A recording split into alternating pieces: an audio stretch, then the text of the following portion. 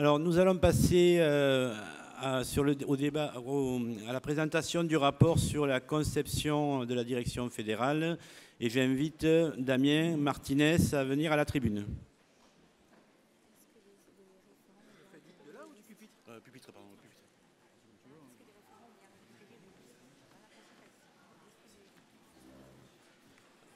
Alors, avant que Damien présente son rapport, il faudrait que les référents, je ne sais pas si ça a été fait, puissent récupérer des listes définitives et les transmettre à l'ensemble des délégués.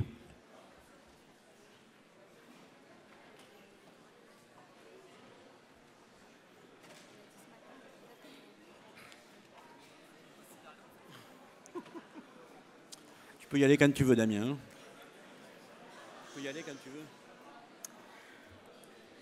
Camarades, lors du 11e congrès, Baptiste ouvrait son rapport par une citation d'Henri Krasuki qui aura résonné, j'en suis sûr, en chacune et chacun d'entre nous tout au long de cette mandature. La lutte de classe, ça s'apprend. Le mandat qui s'achève n'aura pas été de tout repos. La multiplication des luttes démontre que nous avons tous tenté de mettre en pratique cette belle citation. Oui, durant ce mandat, nous en aurons tous appris un peu plus sur la lutte des classes. Dans son rapport d'ouverture, Natacha a déroulé les enjeux qui se posent et vont se poser à nous durant le prochain mandat. Tous nos échanges de ces derniers jours démontrent qu'il reste tant à faire pour y répondre et pour y déjouer, bien sûr, tous les mauvais coups qui nous attendent encore. La commission des candidatures a pris toute la hauteur requise pour remplir une mission ô combien difficile, surtout dans une période où les enjeux politiques sont exacerbés, veille d'élections municipales, retour en force des débats nauséabonds sur l'extrémisme et le communautarisme, remise en cause des régimes de retraite, combat contre la loi fonction publique et toutes ses dérives antistatutaires. C'est dans ce contexte d'urgence sociale que nous devons collectivement concevoir notre future direction. Au vu des enjeux, nos syndicats, nos structures interpro ont besoin de pouvoir compter sur des camarades assidus, expérimentés et déterminés pour former une direction fédérale de combat, groupement de résistance au sens de la charte d'Amiens, socle de notre histoire, comme l'a si bien rappelé Natacha. Une direction fédérale capable de rassembler l'ensemble de nos syndiqués, de nos outils, dans l'unique but de servir la cause essentielle du tous ensemble, agir pour améliorer le sort des agents, des salariés, du fonctionnement d'un service public de qualité, bref, améliorer l'existence de tout un chacun par des changements profonds du modèle social et économique de notre pays. C'est cela le but de notre engagement commun. À contexte exceptionnel, mesures exceptionnelles. Sans occulter la décision du CNF d'octobre de construire une CEF de 54 camarades, et parce que le Congrès est l'organe de direction souverain selon l'article 10 de nos statuts, nous allons donc vous proposer une direction fédérale non pas de 54 camarades, mais de 56. Cette nouvelle proposition reste dans l'état d'esprit de notre dernier CNF, afin d'intégrer les propositions soumises par nos CSD lors de ces travaux. Le Congrès aura donc à se positionner sur cette proposition par un vote préalable à main levée avant d'élire les organes de direction si le Congrès approuve la proposition de la commission des candidatures. Avant d'en venir à la présentation des listes de candidats retenus, permettez-moi dans un premier temps de remercier l'ensemble des camarades de la CSD 34 pour leur accueil.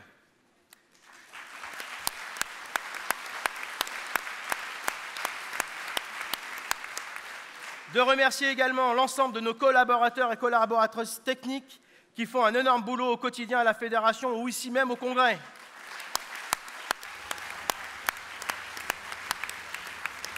De remercier, au nom de la direction fédérale sortante, l'ensemble de nos organisations qui ont œuvré pour la bonne remontée des candidatures.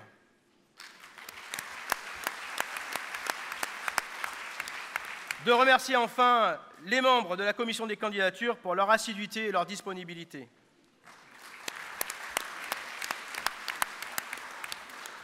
Le processus de construction des organes de direction a débuté à l'automne 2018.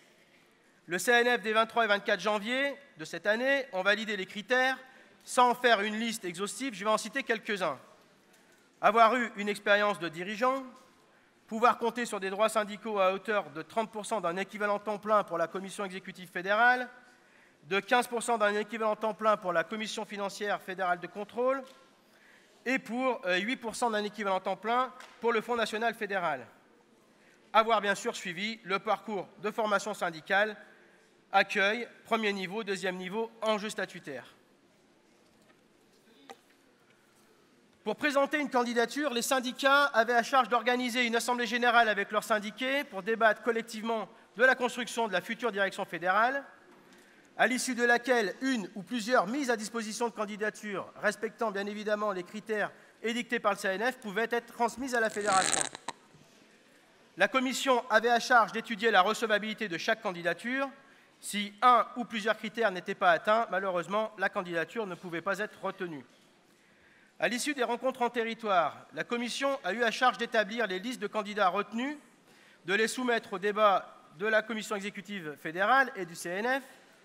Fort des enseignements et des éléments de débat de la CE et du CNF, la commission a finalisé ses propositions de liste lundi soir pour soumettre à notre 12e congrès des listes susceptibles de recueillir la majorité des voix disponibles.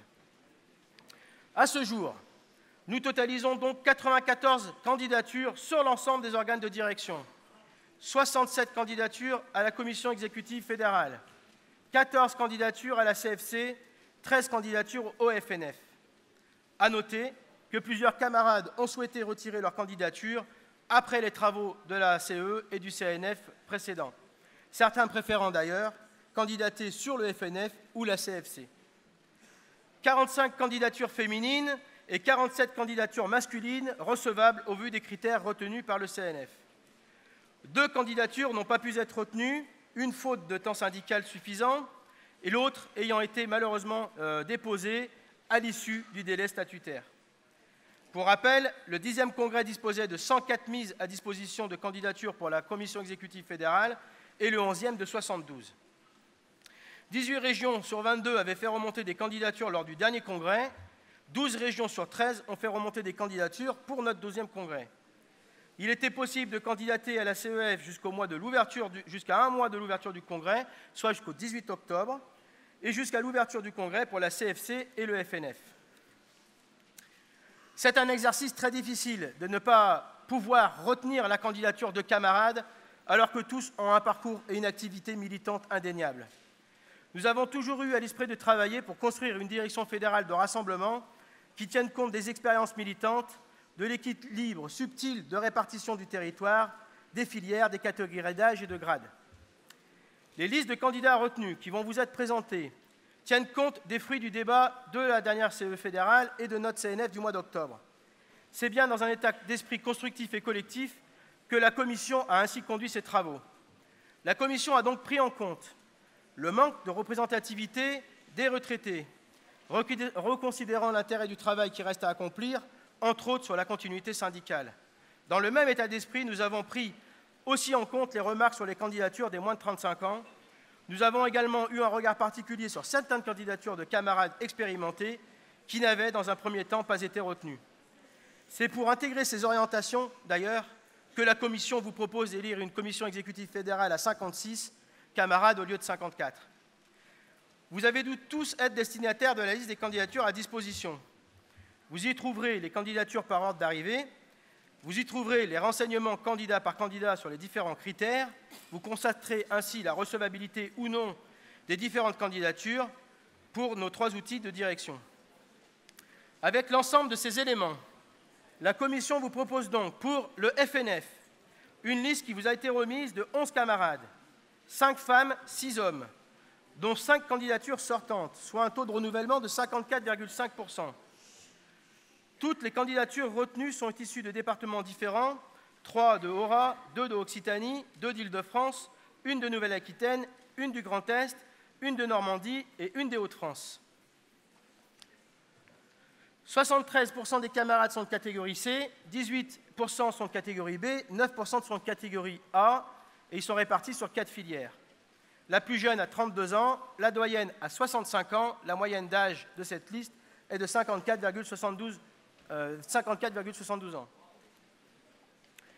Pour la CFC, la Commission vous propose une liste de 13 camarades, 7 femmes, 6 hommes, dont 4 sortants. Le taux de renouvellement est de 69%. Les candidatures proviennent de 9 régions, 3 d'Île-de-France, 2 du Grand Est, 2 du Centre Val-de-Loire, 1 de Bourgogne, 1 d'Ora, 1 des Hauts-de-France, 1 des Pays de la Loire, 1 d'Occitanie, 1 de PACA. Presque tous les départements sont différents, sauf 2 qui sont de Paris. 77% de catégorie C, 15% de catégorie B, 8% de catégorie A, répartis sur 3 filières. La plus jeune a 36 ans, le doyen a 65 ans, la moyenne d'âge est de 54 ans. Statutairement, comme je le disais, il revient au dernier CNF de déterminer le nombre de membres de la Commission exécutive fédérale. Comme je vous l'ai annoncé au début de l'intervention, la Commission vous propose d'élire lors du Congrès, non pas 54 camarades, mais 56, ceci au vu des éléments de débat de nos dernières instances et afin de tenir compte notamment de l'ensemble des éléments mis en avant par le CNF et des éléments de contexte et de débat de notre première journée de Congrès. Le Congrès, c'est l'instance souveraine de la Fédération, selon l'article 10. Il est donc tout à fait possible d'élire une direction légèrement supérieure en nombre, composée paritairement de 28 femmes et de 28 hommes, si le Congrès le décide, à l'issue du vote préalable à main levée. 25 candidatures sortantes, soit un taux de renouvellement de 55,36%, ce qui reste important si l'on tient compte du taux de renouvellement déjà élevé lors du Congrès précédent. Toutes les régions sont représentées, à l'exception de la Corse, pour laquelle malheureusement nous n'avons pas eu de candidature. Les régions les plus représentées sont l'Île-de-France et l'Ora. Cela s'explique notamment au vu des effectifs importants sur ces territoires. Toutes les filières sont représentées. Les filières techniques et administratives et médico-sociales en tête, avec respectivement 36% pour la filière administrative, 32% pour la filière technique et 16% pour la filière médico-sociale. À noter que l'on a seulement un candidat issu du privé dans le secteur de l'eau. Là, on fait un peu moins bien qu'au congrès précédent. 61% sont de catégorie C, 14% sont de catégorie B et 23% sont de catégorie A. La catégorie A est plus représentée qu'au dernier congrès. Cela s'explique notamment par la modification de certains grades dans le cadre du PPCR, notamment dans la filière médico-sociale. 4 candidatures A sont issues du médico-social, ces camarades étant, avant le PPCR, sur des grades de catégorie B. Sans le PPCR, nous aurions ainsi eu 9 candidatures de catégorie A au lieu de 13 aujourd'hui. Le plus jeune a 28 ans et le doyen a 61 ans. La moyenne d'âge de cette CEF proposée est de 49,28 ans. À noter que 7% ont moins de 35 ans, ce qui représente une belle progression par rapport à la CEF actuelle, enfin précédente. C'est sans doute le fruit de tout l'investissement du collectif Jeunes et de l'initiative du FestiRed. Voilà mes camarades, vous avez les éléments pour conduire, je l'espère, un débat serein et empreint d'humilité. Je l'ai dit, ce n'est pas un exercice facile. Nous avons tenté, avec l'aide des organisations du CNF, de faire les choix les plus judicieux. Forcément, on a une pensée fraternelle aux déçus. La direction fédérale a besoin de tous les militants volontaires. À la suite du Congrès, la nouvelle direction aura à charge d'organiser la maison fédérale. Bien d'autres missions ou responsabilités pourront être alors confiées aux camarades qui ne seraient pas élus par le Congrès. Je sais que ces quelques mots n'atténueront que très légèrement la déception des camarades, mais je tenais en tout cas à achever mon intervention par indiquer que tous les militants seront toujours les bienvenus pour prendre part à l'activité de la Fédération. Tous unis pour gagner, vive le 12e Congrès, vive les luttes, vive la CGT.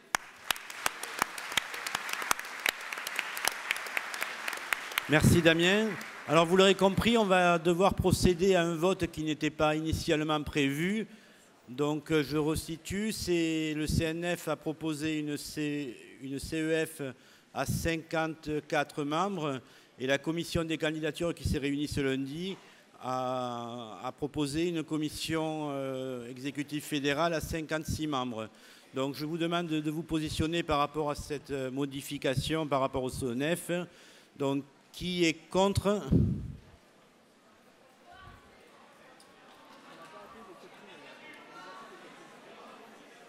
Alors, je répète, qui est contre la proposition de passer à 56 membres au niveau de la commission exécutive fédérale? Donc, 1, 2, 3, 4, 5, 6, 7, 8, 9, 10, 11. De ce côté, il n'y en a pas. Alors, attendez, on recompte. Il y a quelqu'un qui lève un bulletin pour, là. 1, 2, 3, 4, 5, 6, 7, 8, 9, 10, 11, 12, 13, 14, 15.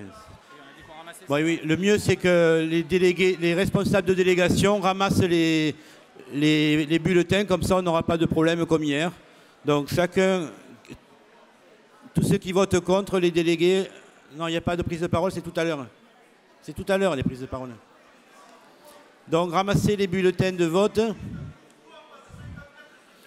Ça a été expliqué dans le rapport. Donc, mais ça a été expliqué dans le rapport.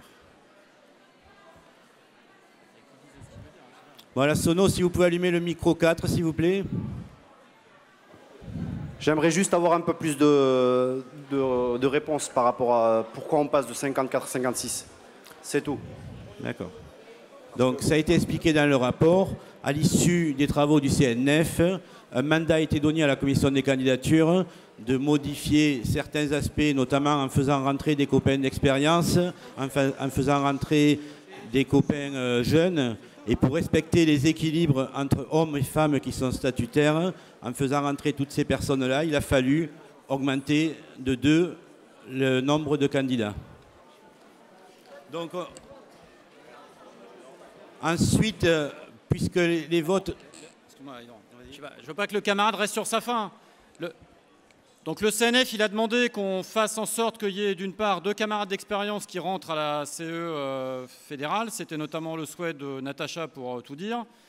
Le souhait qu'il y ait un camarade retraité qui puisse intégrer également la CE fédérale qui n'était pas dans la proposition initiale. Et le souhait qu'un jeune camarade puisse rentrer. Donc c'est 4 hommes. Je passe les détails, mais avec le jeu par ailleurs des retraits. Ça a donc conduit que, pour qu'on puisse faire en sorte que la proposition, elle respecte complètement et qu'elle aille au bout de ce qu'a demandé le CNF. On s'est en fait aperçu avec le jeu, notamment des équilibres divers à respecter. Ça nous oblige, entre guillemets, à passer de 54 à 56. Et donc, la proposition qui est faite de passer à 56, c'est en fait une proposition qui vise à pouvoir respecter pleinement ce qui a été demandé par le CNF. Voilà. Donc, au niveau des abstentions, qui s'abstient ?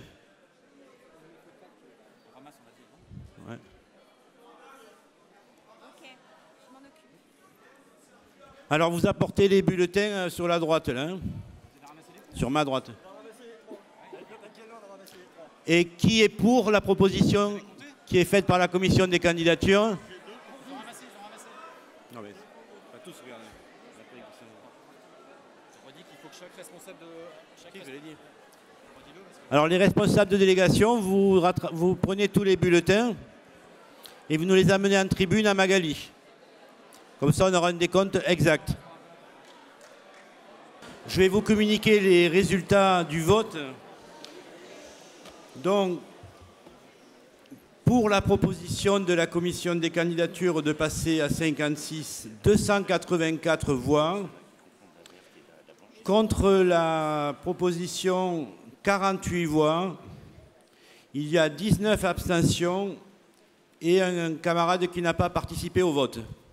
Donc je demande, on a les bulletins qui sont là, on va les mettre à la table. Il faudra que les responsables régionaux viennent les récupérer pour les redistribuer parce qu'on va avoir encore 2 votes à main levée.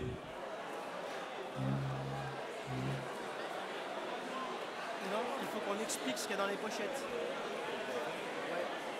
Donc,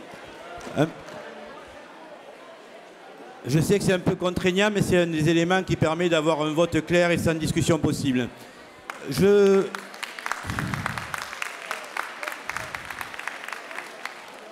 propose de passer la parole à Damien qui va vous expliquer le contenu des pochettes avec les listes que vous avez.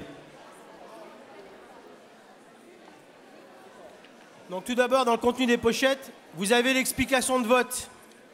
La commission mandat et vote, avant de procéder au vote sur les organes de direction, viendra bien sûr faire une explication au pupitre, de façon à ce que les choses soient très claires, mais vous avez d'ores et déjà l'explication de vote.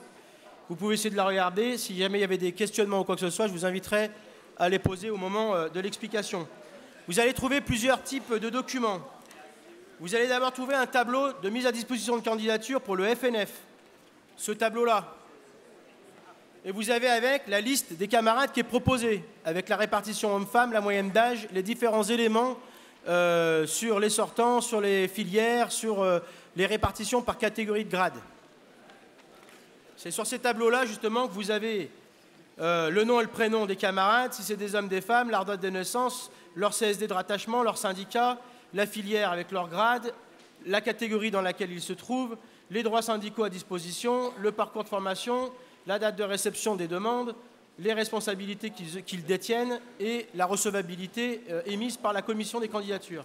Vous avez la même chose pour la CFC, donc c'est un autre tableau, mais c'est exactement la même chose que pour le FNF. Et vous avez bien sûr la même chose pour la direction fédérale. Donc la direction fédérale, il y a un code couleur sur la dernière page qui explique les différentes couleurs du tableau. Donc, tous les noms qui sont surlignés en vert, c'est les candidats qui sont retenus sur la liste qui va être proposée au vote du Congrès. Les camarades qui sont surlignés en bleu ou en jaune, malheureusement, il est resté des jaunes. On trouvait que la couleur n'était pas forcément très appropriée de prendre jaune, donc on a voulu changer en cours, mais on a eu des problèmes d'impression et pour relancer les documents, on n'a pas fait gaffe, c'était resté en jaune. Mais jaune ou bleu, c'est pareil.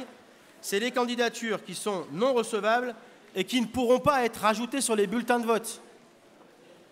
Et la dernière couleur, c'est les blancs. Les blancs, c'est les candidatures qui sont recevables et qui pourront être rajoutées sur les bulletins de vote si vous en décidez de cette manière-là. Voilà pour le contenu des pochettes que vous avez, qui pourront, je l'espère, vous aider à conduire avec les éléments du rapport le débat sur la conception de direction de nos organes de direction de la fédération. C'est bon, Damien? Donc, merci, Damien. Alors, avant de commencer le débat sur la commission des candidatures, j'ai le plaisir de vous annoncer l'arrivée de Daniel Sanchez, qui est l'ancien secrétaire général de la Fédération de la métallurgie et ancien membre du bureau confédéral.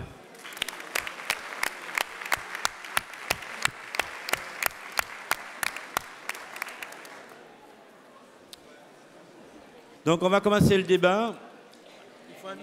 Alors 2 secondes, on alterne.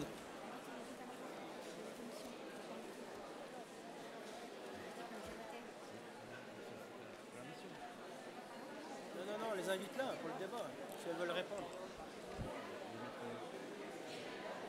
Alors j'appelle à la tribune 2 camarades qui ont fait partie des délégués qui ont fait partie de la commission des candidatures. Il s'agit de Martine Lecam, de la CSD 34 et de Ferramus Bertrand. Je les invite à venir nous rejoindre sur la tribune.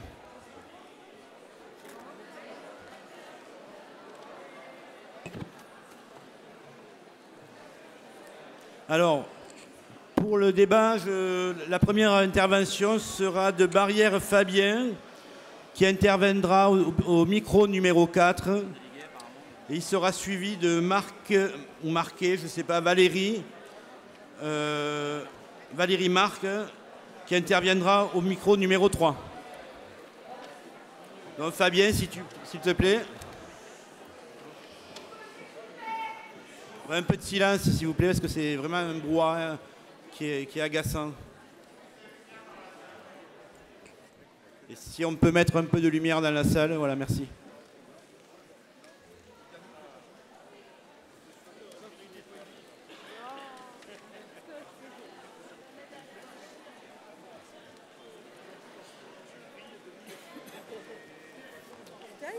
Vas-y Fabien, tu peux y aller. Micro numéro 4, s'il vous plaît. Voilà, merci. Ouais, encore Fabien Barrière des Landes. Je rejoins complètement ce qui a été dit tout à l'heure par rapport aux formations, parce que lors d'un CNF, on a parlé, oui, des formations en jeu statutaire pour les nouveaux entrants. En revanche, pour ceux qui sont là déjà depuis 4 ans, ils avaient le temps de faire la formation en jeu statutaire. Et aujourd'hui, être à la direction fédérale, à la CE fédérale, nécessite quand même d'avoir la formation en jeu statutaire. On peut remarquer aussi dans les listes qu'il y a certaines personnes qui n'ont pas le niveau 2 et qui, en revanche, siègent déjà dans différentes instances, et notamment nationales. pousser le vice à aller jusqu'à 56 personnes, 56 membres, 56 camarades, on les appelle comme on veut, comme on peut, on ne comprend pas. Voilà, franchement, là, c'est jouer aux chiffres, c'est jouer au nombre. Ne pas respecter certains critères, notamment ceux de la formation, ou de se dire, parce qu'on est à la CE fédérale, de passer à côté de la formation, ben, ça ne donne pas l'exemple pour ce qui est du local. Il ne faut pas venir se plaindre après que localement, dans les territoires, les personnes ne soient pas formées, qu'on n'arrive pas à les former, ou etc. Et là, je parle uniquement des critères de la formation. Je crois qu'il faut être l'exemple. Et j'espère que les personnes qui vont être à la CE fédérale, qui vont être élues, respecteront également, et je l'avais dit au dernier CNF, respecteront leurs prérogatives, qui est d'être dans le territoire, notamment auprès des CFR. Ça en fait partie, c'est le lien qui doit y avoir avec la CE fédérale. J'espère que ça sera tenu. De toute façon, on sera toujours à même de pouvoir faire remonter si en fait ça se passe bien ou si ça se passe pas bien. Mais toujours est-il que, enfin, voilà, nous on comprend vraiment pas la position. Au dernier CNF, on passe à 54. Ça a été quand même, il y a eu quand même de lourds débats. Et là aujourd'hui, en fait, la commission décide de passer à 56. Enfin, là. Franchement, c'est vraiment perdre du temps. Parce que ça fait maintenant, j'ai l'impression de perdre du temps depuis 3 jours. Là. De perdre du temps sur le temps au niveau des débats. Et là, on finit ça comme ça. Enfin, ça donne pas envie. Je comprends qu'il y ait des primo-congressistes. Parce qu'en en fait, ils viennent une fois, ils n'ont pas envie de revenir une seconde fois dans des attitudes comme ça. Merci Fabien. Alors Valérie au micro numéro 3 et j'appelle Peschereau Anthony qui interviendra au micro numéro 4.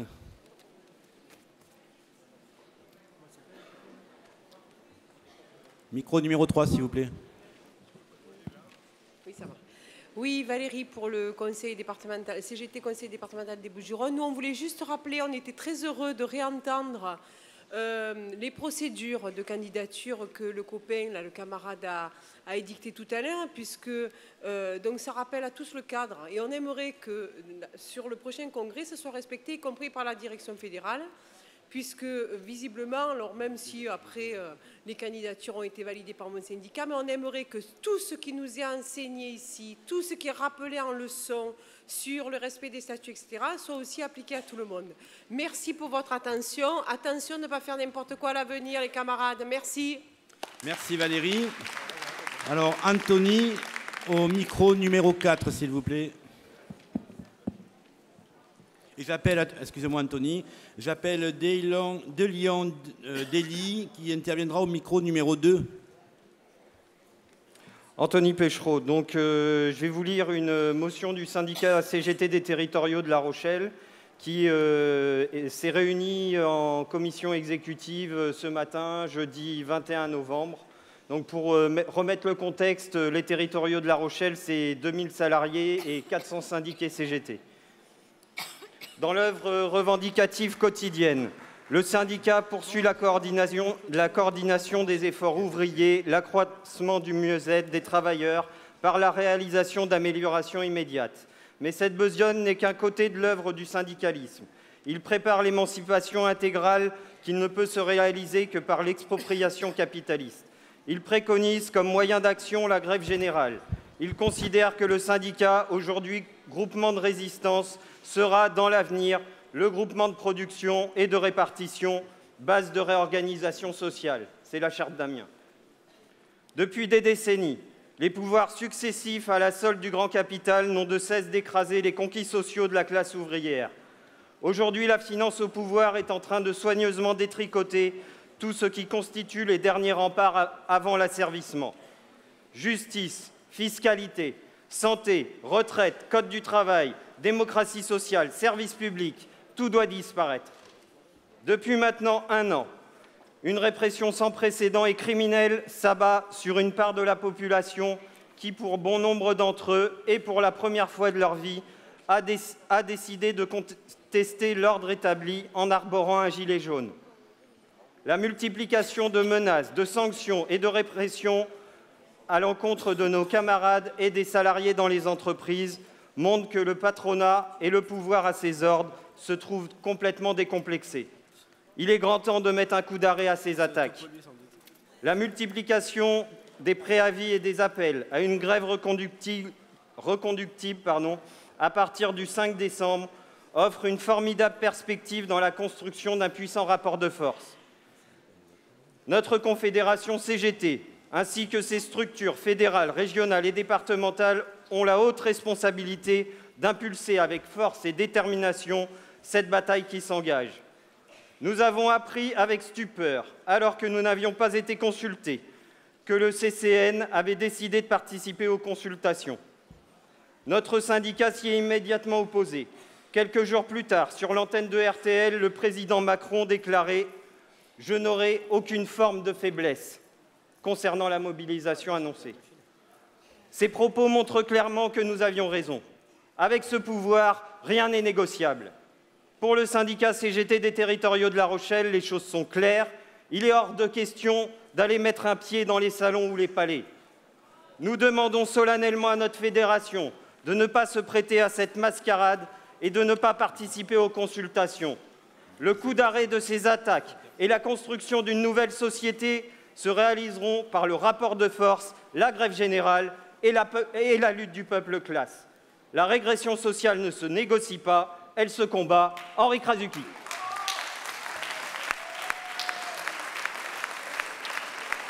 Merci Anthony. Je tiens juste à rappeler que nous sommes sur le débat sur la commission des candidatures, donc si on peut rester dans le sujet, c'est aussi bien. Je passe la parole à Délie au micro numéro 2 et se prépare pour le micro numéro 4, Proca Emmanuel. Oui, il y a une chose que je ne comprends pas. On nous a donné une liste et après on nous dit les blancs, candidatures recevables et pouvant être ajoutées sur le bulletin. Donc si on a 56 personnes qui sont déjà sur une feuille, comment on fait pour ajouter les noms et comment on va faire pour supprimer les autres? Je pense qu'il y avait une commission de candidature, ils devaient prendre leurs responsabilités. Soit ils mettaient tout le monde à ce moment-là, les délégués à ce moment-là, rayaient des noms, mais on ne peut pas nous donner 56 noms et après on nous dit de rajouter les noms. Donc je suis désolée, mais à un moment donné, il faut savoir ce qu'on veut. Merci.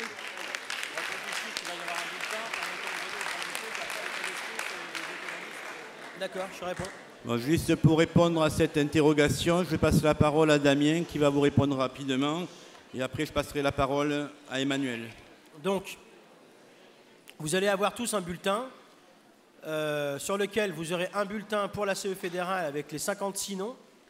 Vous allez pouvoir donc noircir la petite encoche qui sera devant les noms. Ça supprimera le vote à ce camarade et vous pourrez, derrière la liste, il y aura des espaces pour pouvoir écrire à la main le nom du camarade que vous voulez voir rajouté sur la liste des 56. Ce sera uniquement les camarades qui ont des candidatures recevables qui peuvent être repêchés, c'est-à-dire les blancs qui sont sur vos listes de mise à disposition de candidature. Les bulletins, à l'heure où on se parle, sont encore en cours d'impression. On a attendu d'avoir la validation du Congrès sur le fait d'élire une CE fédérale à 56 pour pouvoir imprimer les bulletins, ce qui explique que vous ne pouvez pas avoir les bulletins maintenant. Ils sont en cours d'impression. Mais la commission mandat et vote réexpliquera l'ensemble de ces éléments juste avant de procéder au vote sur les 3 organes de direction. Merci Damien. On signalera d'ailleurs à ce sujet aux référents régionaux le moment où ils pourront aller retirer les bulletins de vote.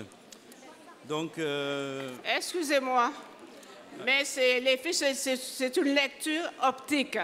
Oui. Donc, quand vous allez rajouter les noms, la machine ne lira pas ces noms-là. Si, non, mais c'est une lecture optique. Alors, c'est bon là. Soit on a tous les noms et après on prend la décision de rayer que l'on veut. Le système permet de rajouter des noms et on rajoutera les noms si on le veut. Comment vous allez faire pour lire? Mais la machine sait le faire, apparemment. Non, la machine moi, ne lit pas si c'est pas... Et Déli, c'est bon là. La personne qui gère la société informatique va tout expliquer. Nous, on vous donne la garantie que les noms qui seront rajoutés seront pris en compte. Il n'y a aucun sujet là-dessus. Voilà. Bon, la parole est à Emmanuel et j'appelle Sanchez Anne-Marie à se présenter au micro numéro 2.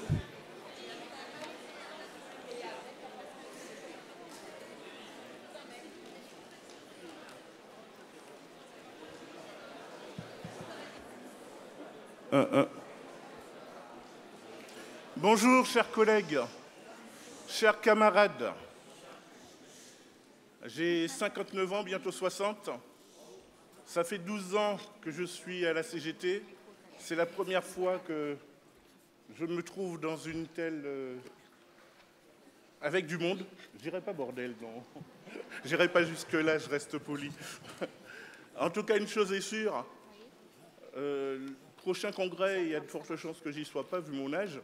Donc ce que je vais vous dire, c'est plutôt pour la jeunesse à venir et que ceux qui ont une quarantaine au moins, on puisse penser à cela parce qu'ils pourront encore apporter beaucoup de choses. J'interviens, je m'étais promis de ne pas le faire parce que j'ai une grande bouche et je peux discuter pendant longtemps. Si, croyez-moi si je vous le dis. Et donc, je m'étais promis de ne pas parler. Oui, approche-toi du micro ou sinon prends-le à la main carrément. Et j'arrête. Prends-le à la main, ça ira mieux. C'est le problème des grands. Oui. C'est mieux? C'est mieux. Ok, merci.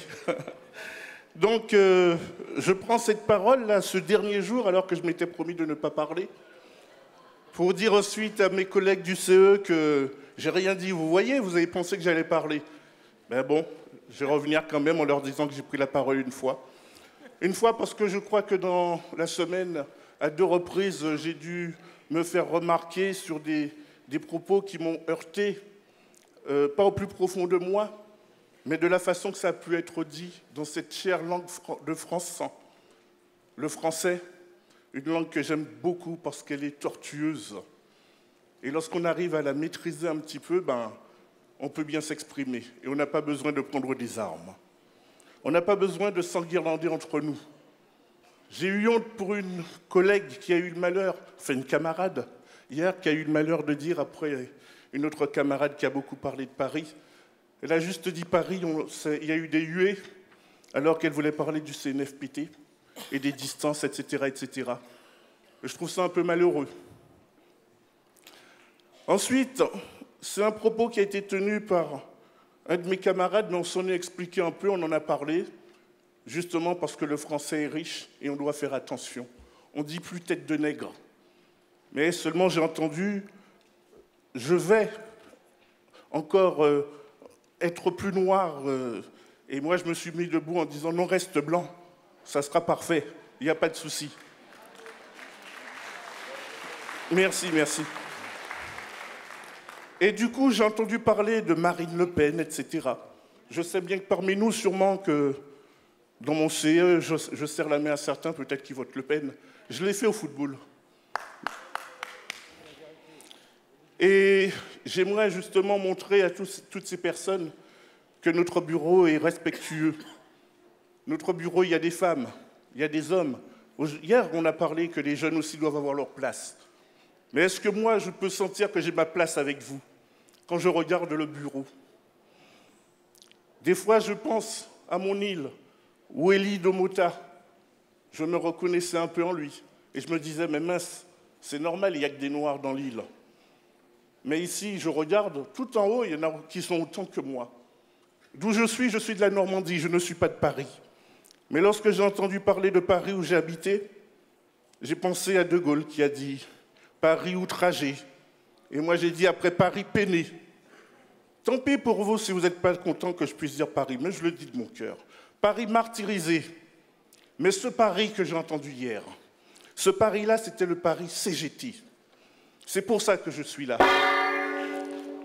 Ce que je dirais pour finir, j'aurais eu tant de choses et pourtant j'ai fait qu'une page. Je vous l'ai dit que je parlais beaucoup. Une voix de stentor à ce qu'on m'a dit. Mais je finirai par ceci. Je dis courage à mes camarades qui, sur leur territoire, sont tout seuls et se battent chaque jour afin que vive la CGT. je dirais, la CGT, c'est quoi? On l'a tous eu. La CGT, c'est généralement un tout. Mais moi, je dis, la CGT, c'est toi, c'est toi, c'est toi, c'est toi, c'est nous! Vive la CGT!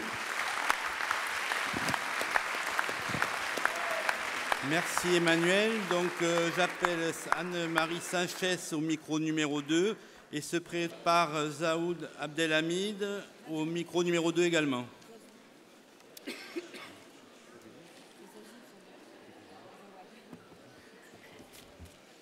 Bonjour à toutes et tous, chers camarades.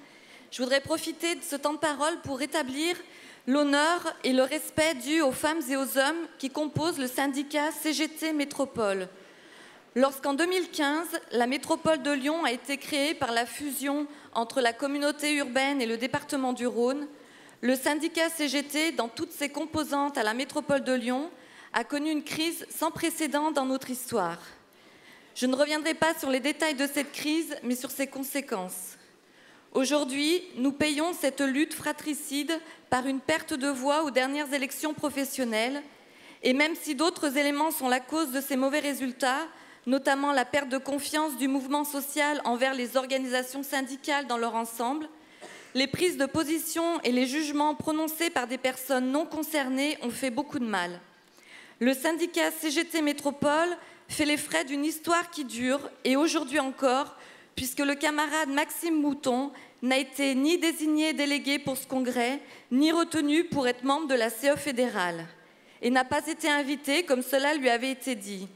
Et pourtant, c'est bien grâce à nos camarades du syndicat CGT Métropole que la dernière grève du printemps 2019 a abouti à une prime de 300 € pour tous les agents de la métropole. Il semblerait que cette victoire n'ait pas été relayée à la hauteur de ce que cela représentait, contrairement aux propos diffamatoires tenus par une militante qui ne travaille pas à la métropole, qui ne connaît que ce que certaines et certains ont bien voulu lui dire et qui nous ont obligés à transmettre un droit de réponse à la NVO.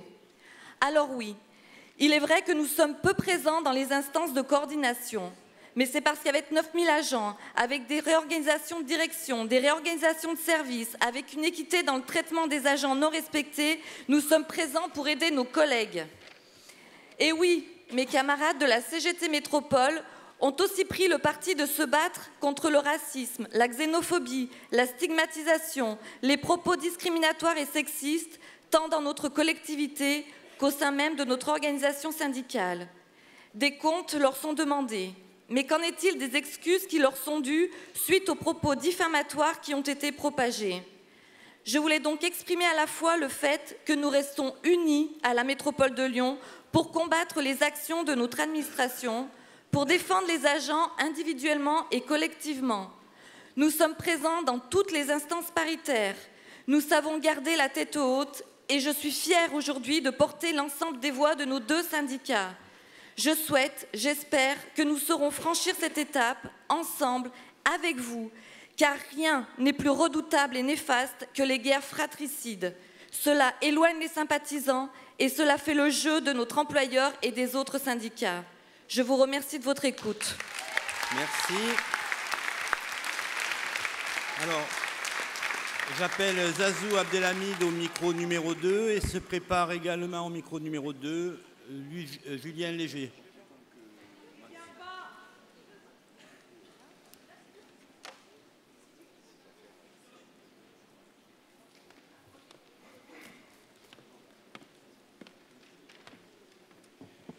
Mes camarades, j'ai décidé de ne pas m'exprimer sur ce débat. Merci. Merci Zazou. Donc la parole est à Julien.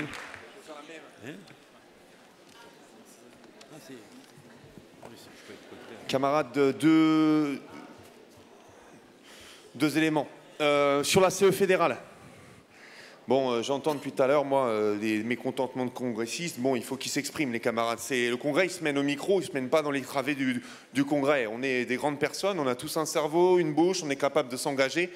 Et je trouve qu'il y a beaucoup de bruissement de salle et il n'y a pas assez d'intervention pour dire ce que vous avez à dire. C'est un truc personnel que je pense. Franchement, prenez en main votre organisation et arrêtez de croire en permanence que... Enfin, si vous pensez qu'il y a un complot, prenez en main l'organisation, quoi. Arrêtez d'attendre. Pour ce qui concerne la CE fédérale à 56, bah nous, au Conseil national fédéral, on était de toute façon intervenus pour dire que sur une France entière, sur une fédération qui a 80 000 adhérents, sur 2000 syndicats, sur des territoires à représenter, bah de toute façon, c'était pas de trop d'être 56, d'être 60, c'était pas grave, fallait pas évincer des camarades, fallait surtout essayer d'avoir pas mal de monde qui voulait y aller au charbon pour faire vivre la coordination de la lutte, la fédération, etc. Donc franchement, aujourd'hui, on nous propose 56. Ce que je pourrais déplorer, c'est qu'au CNF, c'était pas acceptable et personne n'était d'accord avec ça. Et 2 mois après ou 1 mois après, maintenant, il y a eu des convertis. Ce qui est dommage, c'est qu'il y a 2 mois, c'était toujours valable et vous étiez une majorité à être contre. Et maintenant, vous allez proposer ça. C'est ça qui est dommageable. On va dire que c'est le débat qui a avancé. On va dire que c'est les idées qui progressent. Et bien, tant mieux. Nous, on pourra voter cette commission exécutive avec 56 membres. Voilà. Si ça permet d'avoir plus de force dans notre CE, plus de force dans notre fédération, on peut voter ça. Après, moi, je dois dire un truc, il me reste 2 minutes 24, je dois le dire, c'est obligatoire, sinon, à un moment donné, bah, voilà, je vous ai dit tout à l'heure qu'il fallait s'engager, il fallait dire ce qu'on pensait, et il fallait dire les malaises qu'on avait. Moi, j'en ai un principal avec l'appel du Congrès. Tout simplement, l'appel du Congrès, tout à l'heure, chacun à notre tour, nous avons fait des propositions d'amélioration. J'en ai fait une proposition d'amélioration qui me semblait être importante. J'ai expliqué avec des arguments précis pourquoi il fallait caractériser la période en parlant d'impérialisme, de fascisme et de capitalisme. Parce qu'à l'époque que nous vivons, pas donner des outils de lecture clairs à nos militants, c'est abaisser le niveau idéologique de notre organisation et c'est s'affaiblir dans les combats que nous allons mener plus tard.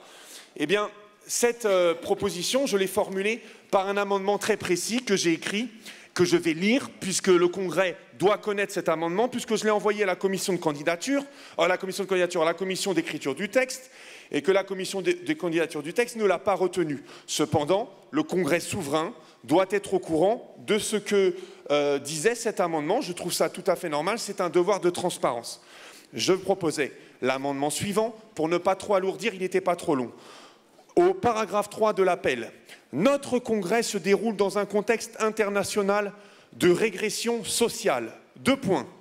Partout, les logiques capitalistes, les agressions impérialistes et la progression des fascistes représentent une menace contre la démocratie et la paix. Notre Congrès salue les révoltes courageuses de nombreux peuples dans le monde qui se lèvent et qui rejettent les régimes corrompus. Et ensuite, la suite du texte qui allait très bien. Eh bien moi, cette proposition, je vous le dis, je souhaite qu'elle soit votée par le Congrès souverain. Je n'accepte pas que la Commission ne l'ait même pas débattue sous prétexte que Baptiste ne l'avait pas repris à la tribune, si c'est ça l'argument qu'on m'a donné. Je ne suis pas du tout d'accord avec ça. Je vous demande que le Congrès puisse voter cette amélioration du texte qui est conforme à nos débats et qui a été applaudie par la salle quand je suis intervenu tout à l'heure. Je vous remercie. Merci Julien. Alors, juste un mot de Baptiste par rapport à l'intervention de Julien. Bien, tout le monde aura remarqué que nos journées sont assez denses. Moi, évidemment, j'ai aucun problème de fond politique avec l'amendement de Julien, qui reprend d'ailleurs des concepts et des questions qui ont été largement traités, en particulier dans l'intervention de Natacha. Donc, l'amendement me semble assez clair. Moi, si le Congrès est d'accord, on peut tout à fait l'intégrer dans le texte. Simplement, là, je le dis, moi, je suis membre de la commission. Je n'ai pas regardé mes mails depuis ce matin. Donc, voilà, je ne sais pas par quel truchement... peu importe, l'amendement a été adressé. Si le Congrès en est d'accord, on propose de retenir cet amendement et de l'intégrer à l'appel du Congrès. Merci Baptiste. Donc j'appelle Couston Yves au micro numéro 3 et se prépare également au micro numéro 1 Jésus de Carlos.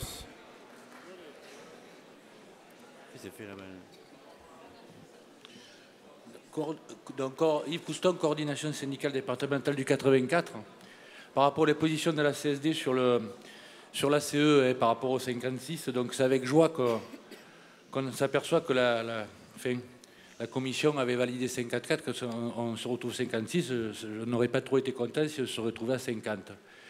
Par contre, après, ben voilà, quoi, sur les rayures et compagnie, des fois, on a les mêmes débats dans les syndicats. Il faut être à la CE. Voilà, moi, je vais être à la CE et compagnie. Puis après, Moi, je pense que, enfin, franchement, hein, que la CE, les 56, 58 ou 59, on ira sur le terrain, nous.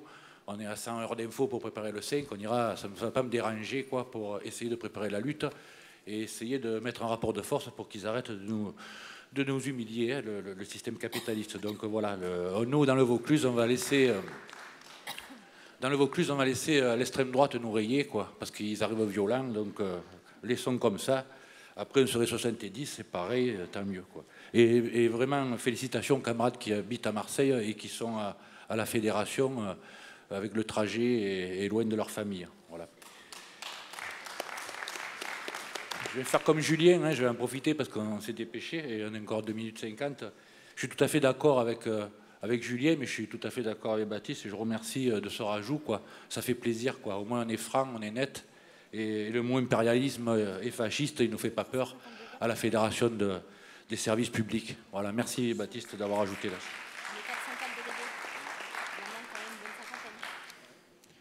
Je voudrais dire quelque chose parce qu'on est un peu en danger. Il arrive le 5, quoi. La CSD a pris une décision dans le 84. Alors c'est hors sujet, mais ça a un lien parce que c'est la CE après qui va se positionner, puisque après congrès, la CE sera constituée et on va faire appel à la prochaine CE. Moi, je parle de celle qui sera élue après le congrès, pas celle d'aujourd'hui, pour dire qu'on est un peu en alerte quand même dans notre fédération, dans le Vaucluse, parce que le 5, on a préparé une initiative forte avant la manifestation du département du 84.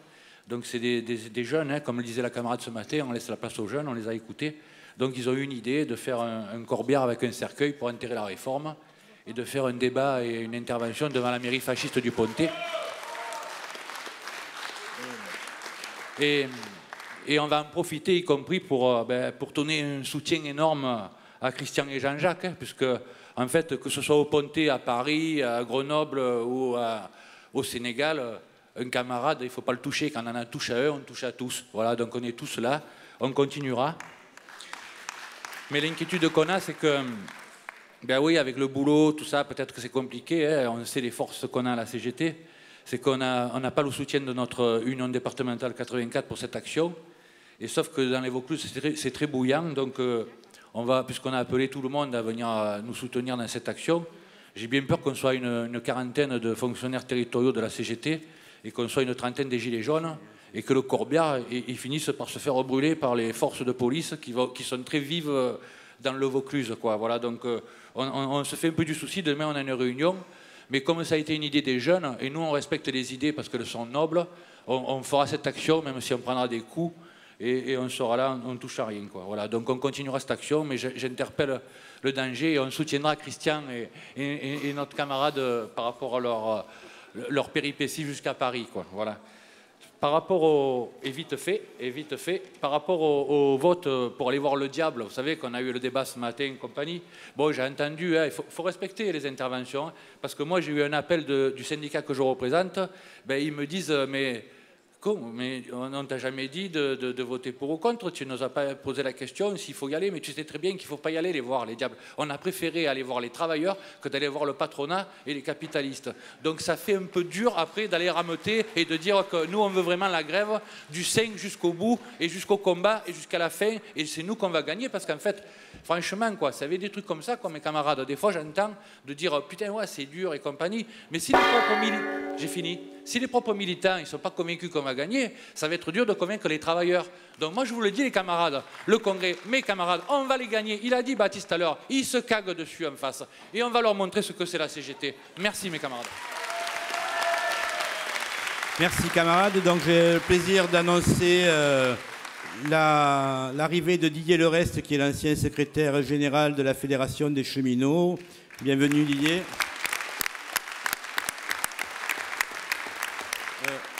J'appelle Jésus de Carlos.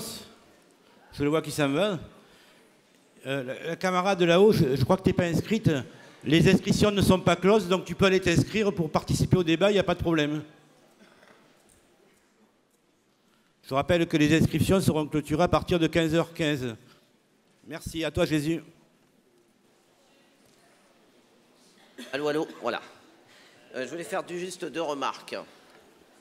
La première, c'est par rapport au pourcentage DA et DB et DC. On constate dans le rapport de Damien qu'on a 13% d'agents en catégorie A dans la proposition des candidatures et 8% en B. Voilà, simplement remarquer qu'aujourd'hui, les B, c'est 15% dans la territoriale, soit 270 000 agents, et que les A, c'est 150 000, 10%.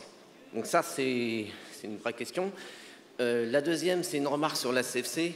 Quand on regarde la liste et qu'on souhaite rajeunir nos camarades représentants, je pense qu'il y a un effort à faire quand on voit la moyenne d'âge est à 61 ans. Ça, c'est la première chose. Donc, comment on transmet la culture lorsque on a des difficultés pour certaines fonctions syndicales. Le troisième élément, c'est pour renforcer ce qui a pu être dit par les camarades de Paris tout à l'heure. Je trouve assez curieux, et là, c'est au nom de la délégation de 93 que je m'exprime, qui m'ont donné mandat, assez curieux qu'on rajoute des camarades recevables sur une liste syndicale, parce que le choix des camarades, aujourd'hui des 400 congressistes, il va être très difficile de rajouter des noms. Et donc pour nous, en fonction de la réponse qui sera apportée, on réservera notre vote. Merci. Merci. Alors je m'excuse, j'ai oublié de l'appeler en avance. C'est Barois Colline qui va s'exprimer au micro numéro 2. Et ensuite, il y a Tahar Mohamed qui s'exprimera au micro. Il n'est pas marqué. C'est au micro 1, oui, d'accord. Oui, voilà. Oui, donc c'est sur la composition de la CE, sur la composition de la CE fédérale.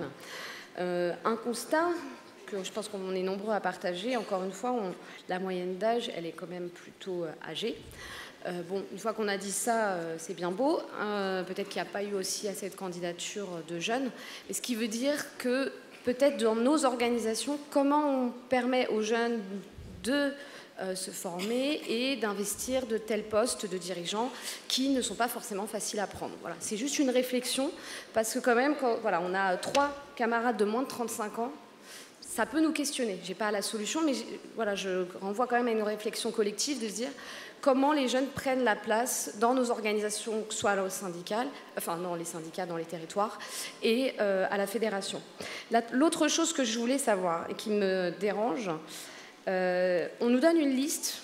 Moi, je ne suis pas contre les 56, les 60. Hein. Je pense qu'on a tellement besoin de monde pour travailler que refuser des camarades, ça peut être dommage. Mais je ne comprends pas que statutairement, dans notre congrès qui est souverain, on nous dit, si vous voulez rajouter des noms, c'est ceux qui sont en blanc. Il me semble, et je peux me tromper, donc j'aimerais quand même un éclaircissement, il me semble que le congrès est souverain, que si un camarade aujourd'hui a envie de présenter sa candidature, il peut le faire, et que s'il est élu avec 50% et plus une voix, il sera inscrit à la CE fédérale. Vous voyez bien ce que ça veut dire, hein, concrètement, que quelqu'un soit élu avec 50%. C'est quasi impossible. Du coup, ça me dérange qu'on nous dise, si vous voulez rajouter des gens, c'est ceux qui sont en blanc. Non, mais mes camarades, ça ne doit pas se passer comme ça. Donc, soit j'ai mal lu les statuts, soit il y a quelque chose il y a un problème dessus. Donc, j'aimerais un éclaircissement. On ne peut pas nous dire quoi voter, les copains. C'est pas comme ça que ça se passe. Voilà. Merci. Alors, par rapport à cette question, je propose que Damien puisse te répondre et après on passera la parole à Mohamed. À Colline. Oui. Ok, oui, donc Colline, effectivement, il y a des délais pour pouvoir candidater aux organes de direction, je l'ai redit dans mon rapport, c'est statutaire, c'est 1 mois avant l'ouverture du congrès pour candidater à la direction fédérale et c'est jusqu'à la veille du congrès pour les 2 autres organes de direction, CFC et FNF. Tout simplement 1 mois, c'est même presque, j'ai envie de le dire, mais ça c'est pas la commission des candidatures qui le dit, quoique il y en a certains qui vont partager mon point de vue, c'est presque trop court. Trop court quand on demande à la commission des candidatures de pouvoir aller en territoire rencontrer tous les candidats. On a lancé le processus de construction de la direction fédérale au mois d'octobre, je l'ai dit, en 2018. Il s'est poursuivi tout au long de l'année 2019. La majorité des candidatures est arrivée en septembre, quasiment presque à 1 mois du délai de fin de dépôt. C'est compliqué de pouvoir sillonner tout le pays avec la commission des candidatures pour aller rencontrer les candidats en territoire dans ce délai aussi court. Moi, de mon point de vue, ça devrait faire l'objet d'une révision statutaire pour reculer encore ce délai de dépôt. Donc c'est pour ça qu'aujourd'hui, vous allez pouvoir effectivement noircir certains noms, rajouter d'autres noms, mais rajouter des noms de gens qui ont candidaté aux organes de direction. S'ils ne sont pas candidats, on ne peut pas les ajouter là maintenant. Ça veut dire qu'on ne pourrait pas avoir suivi tout le processus de construction de la direction fédérale qui sont statutaires dans nos statuts. Et c'est l'article 12.2 des statuts de la fédération qui le dit. Merci Damien. Donc la parole à Mohamed Tahar au micro numéro 1. Non, 2, pardon. 2. Et se prépare, excusez-moi, Emissi Jamila au micro numéro 1. Alors Mohamed Tahar, hein, CGT STEPSI de la métropole de Lyon. Alors depuis 1972, la CGT était majoritaire à la communauté urbaine de Lyon, qui est devenue maintenant la métropole de Lyon. Et cela jusqu'aux dernières élections professionnelles qui ont vu la CGT rétrograder à la 2e place. Il y a plusieurs raisons à cela, notamment le dépôt de listes communes de 2 syndicats liés contre la CGT. Mais aussi les difficultés que nous avons pu rencontrer pour s'entendre sur l'avenir de la CGT avec la responsable de la CGT du Conseil général qui a intégré la métropole de Lyon.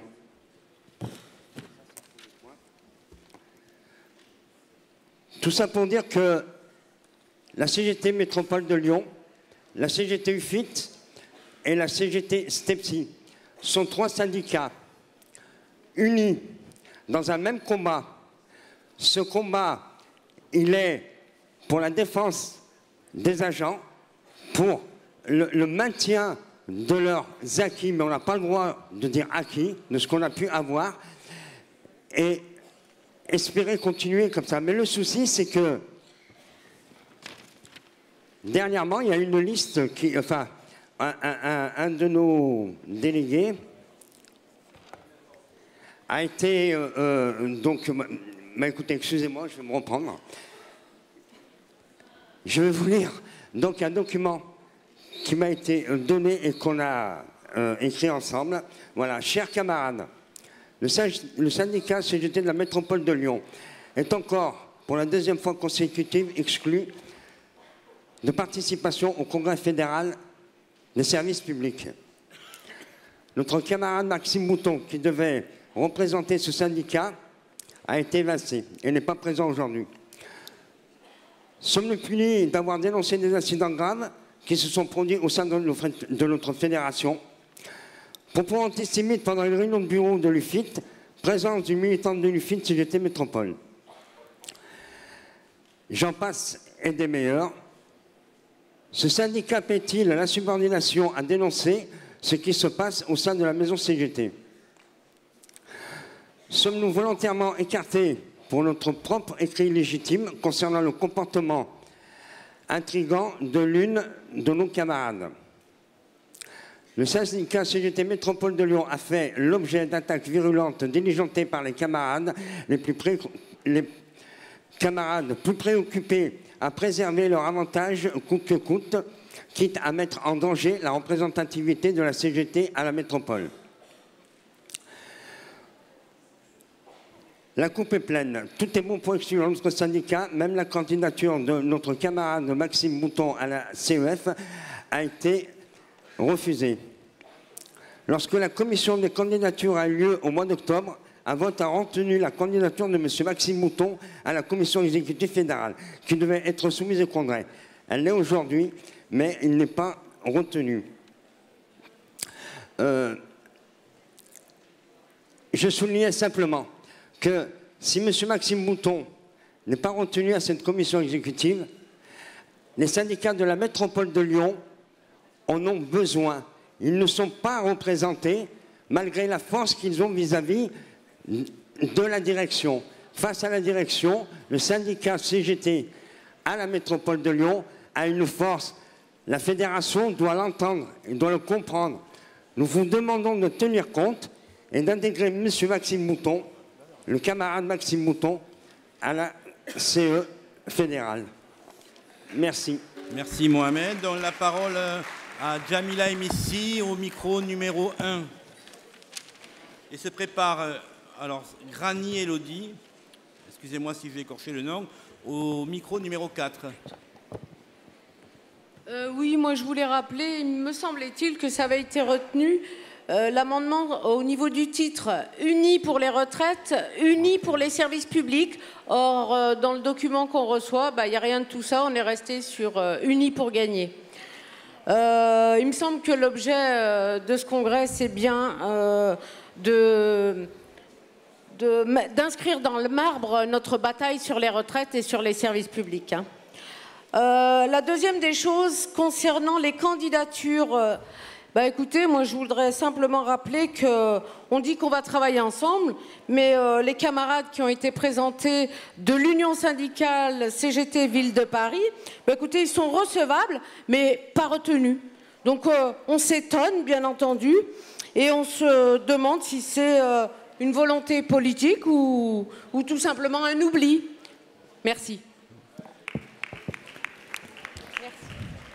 Non, alors, sur le premier point, il s'agit d'un oubli, effectivement, ça va être rajouté. Et sur le second point, je te confirme que ce n'est pas un oubli. La parole est à Grani Elodie, au micro numéro 4. Et je n'ai plus de demande d'intervention pour l'instant. Ah, il y en a une qui arrive apparemment.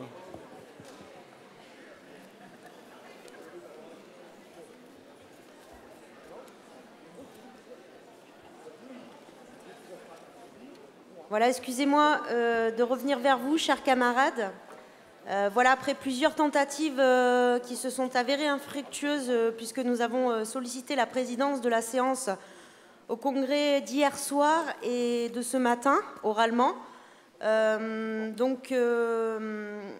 avons pris la décision avec les camarades de la Haute-Vienne, de la Corrèze et de la Charente-Maritime de réaliser une pétition à la pause méridienne avec les moyens et le temps qui nous étaient donnés, afin de demander le renouvellement du vote sur la présence de la CGT lors des négociations avec le gouvernement. Tout ceci dans le but d'un décompte réel des voix et non pas dans le changement ou tout jugement sur la position des camarades, puisqu'il me semble quand même indispensable de faire prévaloir la démocratie. C'est pourquoi je vous demande de bien vouloir refaire le vote.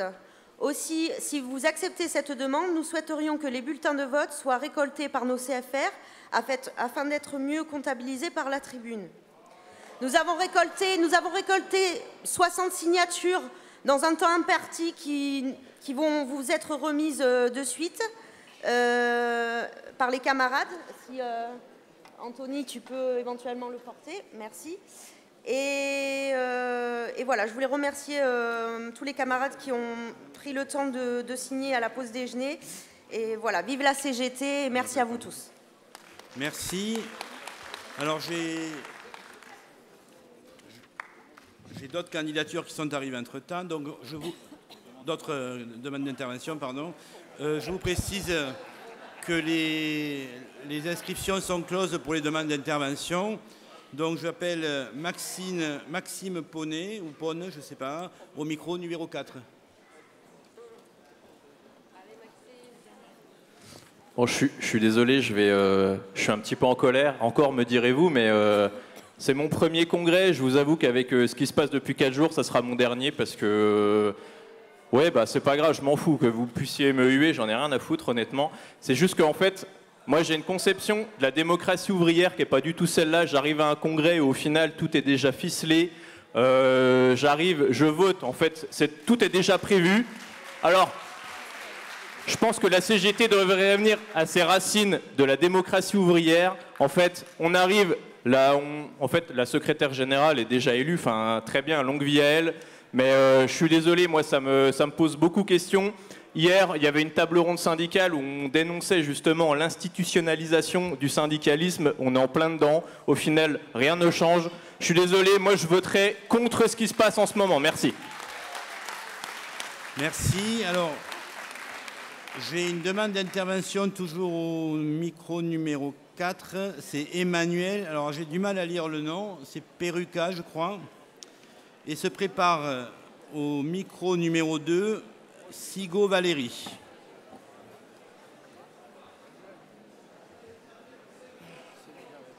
Donc c'est Emmanuel Proca. Ah mais c'est très mal écrit, je suis désolé. C'est Emmanuel Proca. Je pensais que j'allais pas revenir. Je vous l'avais dit, hein, quand il y a un micro, je suis pas loin. Donc département de l'Eure, retraité et actif. Je parlais tout à l'heure de sémantique.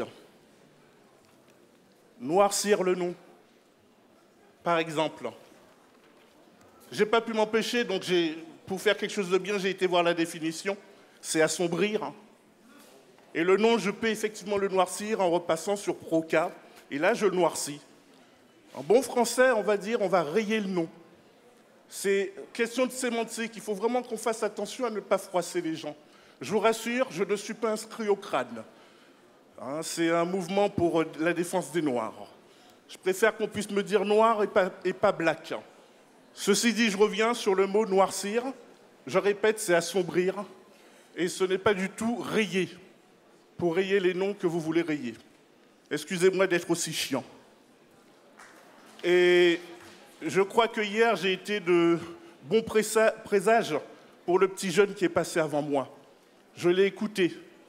Et hier, je l'ai vu, je lui ai dit, toi, tu as posé des questions, tu as envie d'avoir des réponses. En tout cas, vous lui avez donné la réponse, il l'a. Merci. Merci Emmanuel. Alors, micro numéro 2, Valérie Sigaud, et se prépare au micro numéro 4, Ems Paul. Ça commence mal. Donc bonjour, moi c'est Valérie Sigaud, je suis secrétaire générale de Saint-Étienne Métropole, donc dans la Loire, dans le 42. Vive les Verts. C'est peut-être pas l'heure du jour d'aborder ma question, mais je souhaite dénoncer à ce congrès certains agissements que des camarades subissent au sein même de leur structure, tant au niveau local, départemental et national. Un grand nombre de délégués, hommes et femmes, souffrent de certains agissements par leurs camarades au sein même de la CGT, tout type d'harcèlement, ainsi que des violences physiques. Pour mon syndicat, c'est inacceptable de ne pas obtenir le soutien au plus haut de nos instances, car certains de ces agissements sont remontés à la Fédé ainsi qu'à la Confédé. Nous sommes tous des CGTistes et nous menons le même combat afin de contrer nos supérieurs hiérarchiques et nos politiques. C'est ça notre quotidien et notre engagement syndical. À la CGT, nous sommes pour une lutte de classe et non une lutte de place. Aujourd'hui, nous avons un camarade présent à ce congrès qui a subi des agressions physiques et verbales de la part de plusieurs membres de notre instance. Nous dénonçons ces agissements et espérons que ces camarades, entre guillemets, ne soient pas candidats à la prochaine CE fédérale. T'inquiète mon camarade, certains ont voulu faire la politique de l'autruche, mais sache que nous serons toujours là à tes côtés afin de te soutenir psychologiquement. Je voudrais quand même souligner que malgré ces agissements qui nous déçoivent et qu'ils ne devraient être tolérés, vive la CGT et vive la lutte. Merci. Alors, au micro numéro 4, donc Ems Paul, et se prépare au micro numéro 2 de Lyon Dely. Alors, j'ai oublié de préciser, c'est mon premier congrès fédéral, c'est loin d'être mon premier congrès. Et sérieusement, ce congrès-là, je le trouve vachement constructif, relativement calme. J'ai vécu des congrès où ça a failli se finir au couteau. Je salue quand même le sérieux des débats et des échanges et le fait que chacun ait pu s'exprimer. Je remercie le bureau du congrès. Juste une question, parce que techniquement, on me dit dans l'article 12, alinéa 2, sur les candidatures à la CEF, qu'il faut avoir suivi les formations du socle commun conformément à l'article 3. Je vais aller voir l'article 3, et en fait, ce qui me manque précisément, je n'ai pas trouvé, c'est la définition du socle commun. Ça correspond à quoi exactement? Une fois qu'on aura cette réponse-là, on pourra chacun de nous se situer par rapport à l'aspect statutaire des candidatures et effectivement savoir si, oui ou non, on considère qu'on doit être dans l'intégrité des statuts ou si on peut, localement, et en âme et conscience, déroger et faire confiance aux camarades pour dire que si, à l'entrée de la CE, ils n'ont pas ce fameux socle commun, qu'ils aient l'obligation, avant la fin de leur mandat, de le faire. C'est ce qu'on a fait, nous, dans notre CE. Il y a des gens qui, dans notre CE, sont rentrés sans avoir un minimum de formation. On les a impliqués, ils en sont sortis tous avec quasiment le niveau 2. Voilà, simplement cette question-là. On nous redéfinisse le CE socle commun, et on nous donne, pour ceux qui ne l'auraient pas acquis, la garantie, il l'est en cours de mandat. À ce moment-là, on pourra se positionner réellement sur l'aspect statutaire des candidatures. Merci. Merci. Donc au micro numéro 2 de Lyon-Delhi, et se prépare Vincent Bohan au micro numéro 4. Oui, donc il y a déjà je soutiens sur la garantie des formations des nouveaux élus. Et après, je tiens à dire aussi que dans mon syndicat, on prône la démocratie. Donc quand il y a un vote, on ne revient pas là-dessus. Alors je ne vois pas pourquoi on va revenir sur les votes, parce que ce matin, une partie de nous a dit ne votez pas l'appel du Congrès, on attend la modification. D'autres l'ont voté et maintenant on retourne là-dessus. Je pense que je demande qu'on respecte mon vote ce matin.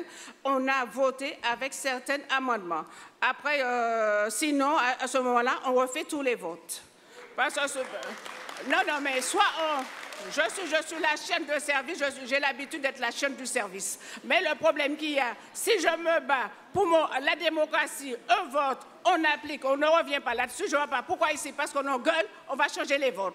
Après, deuxièmement, je tiens à dire, on a aussi un gros problème. Quand je vois on mélange tout, donc je vais mélanger aussi. Et moi, je sais aussi que nous, sous le congé bonifié, on a quand même vraiment... où on est en train de nous prendre notre bonification, où il y a un décret qui va passer au mois de décembre, où les originaires d'outre-mer vont perdre la bonification les 30 jours. Ils auront un congé tous les 2 ans. On ne sait pas encore les conditions. On ne sait pas si les familles vont pouvoir bénéficier de ce congé. On ne connaît rien du tout là-dessus. Ce que je tiens à dire, c'est qu'en 1978, on a fait une grève CGT, quel que soit blanc, noir, jaune, caco, tout le monde était dans le combat pour qu'on puisse gagner le congé bonifié. C'est un acquis qu'on a gagné par la force de la CGT. Donc aujourd'hui, on ne peut pas perdre cet acquis et laisser sous silence le gouvernement qui est en train d'éteindre tous les droits des originaires d'outre-mer avec autre chose. Alors je vous remercie beaucoup. Oui, alors, par rapport à cette intervention, ce matin, c'est quand on a relevé les amendements qu'on a oublié celui qui avait été fait par Julien, et donc il était normal qu'on puisse l'intégrer puisqu'il avait été quand même validé par l'ensemble des congressistes. Donc je passe la parole à Vincent. Alors simplement, juste avant, excuse-moi Vincent, les responsables régionaux, vous pouvez aller récupérer les bulletins de vote, ils sont prêts. Merci.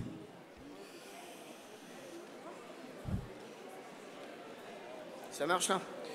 Oui, chers camarades, donc moi j'avais annulé mon intervention parce que j'étais pas vraiment dans le thème. Et en fait, je m'aperçois que comme c'est un peu une coutume dans le congrès, je vais y aller aussi. Moi, je voulais remercier les organisateurs du congrès de Montpellier parce qu'on sait ce que c'est que d'organiser un congrès et c'est pas facile. Je voulais aussi remercier notre Fédé et du boulot qu'ils font pour qu'un congrès à 400 personnes se déroule dans de bonnes conditions. Aujourd'hui, je suis fier, comme je l'étais hier et comme j'espère l'être demain, d'être à la CGT. Fier d'appartenir à la Fédération des services publics, mais surtout fier d'être entouré de mes frères et de mes sœurs de lutte dans ce congrès, parce que c'est de ça qu'il s'agit. Aujourd'hui, on est en minorité partout, tout le monde nous crache à la gueule, excusez-moi pour le vocabulaire un peu limite, mais moi je dis aujourd'hui, là, toute la CGT est réunie, et ça on doit en être fiers, et même si on n'est pas toujours d'accord sur tout, même si des fois on s'engueule parce qu'on a tous des forts tempéraments, eh ben on est quand même unis quand il faut aller en face, et même quand on se fait taper dedans, on est encore unis, et moi je suis fier d'être là aujourd'hui. Donc...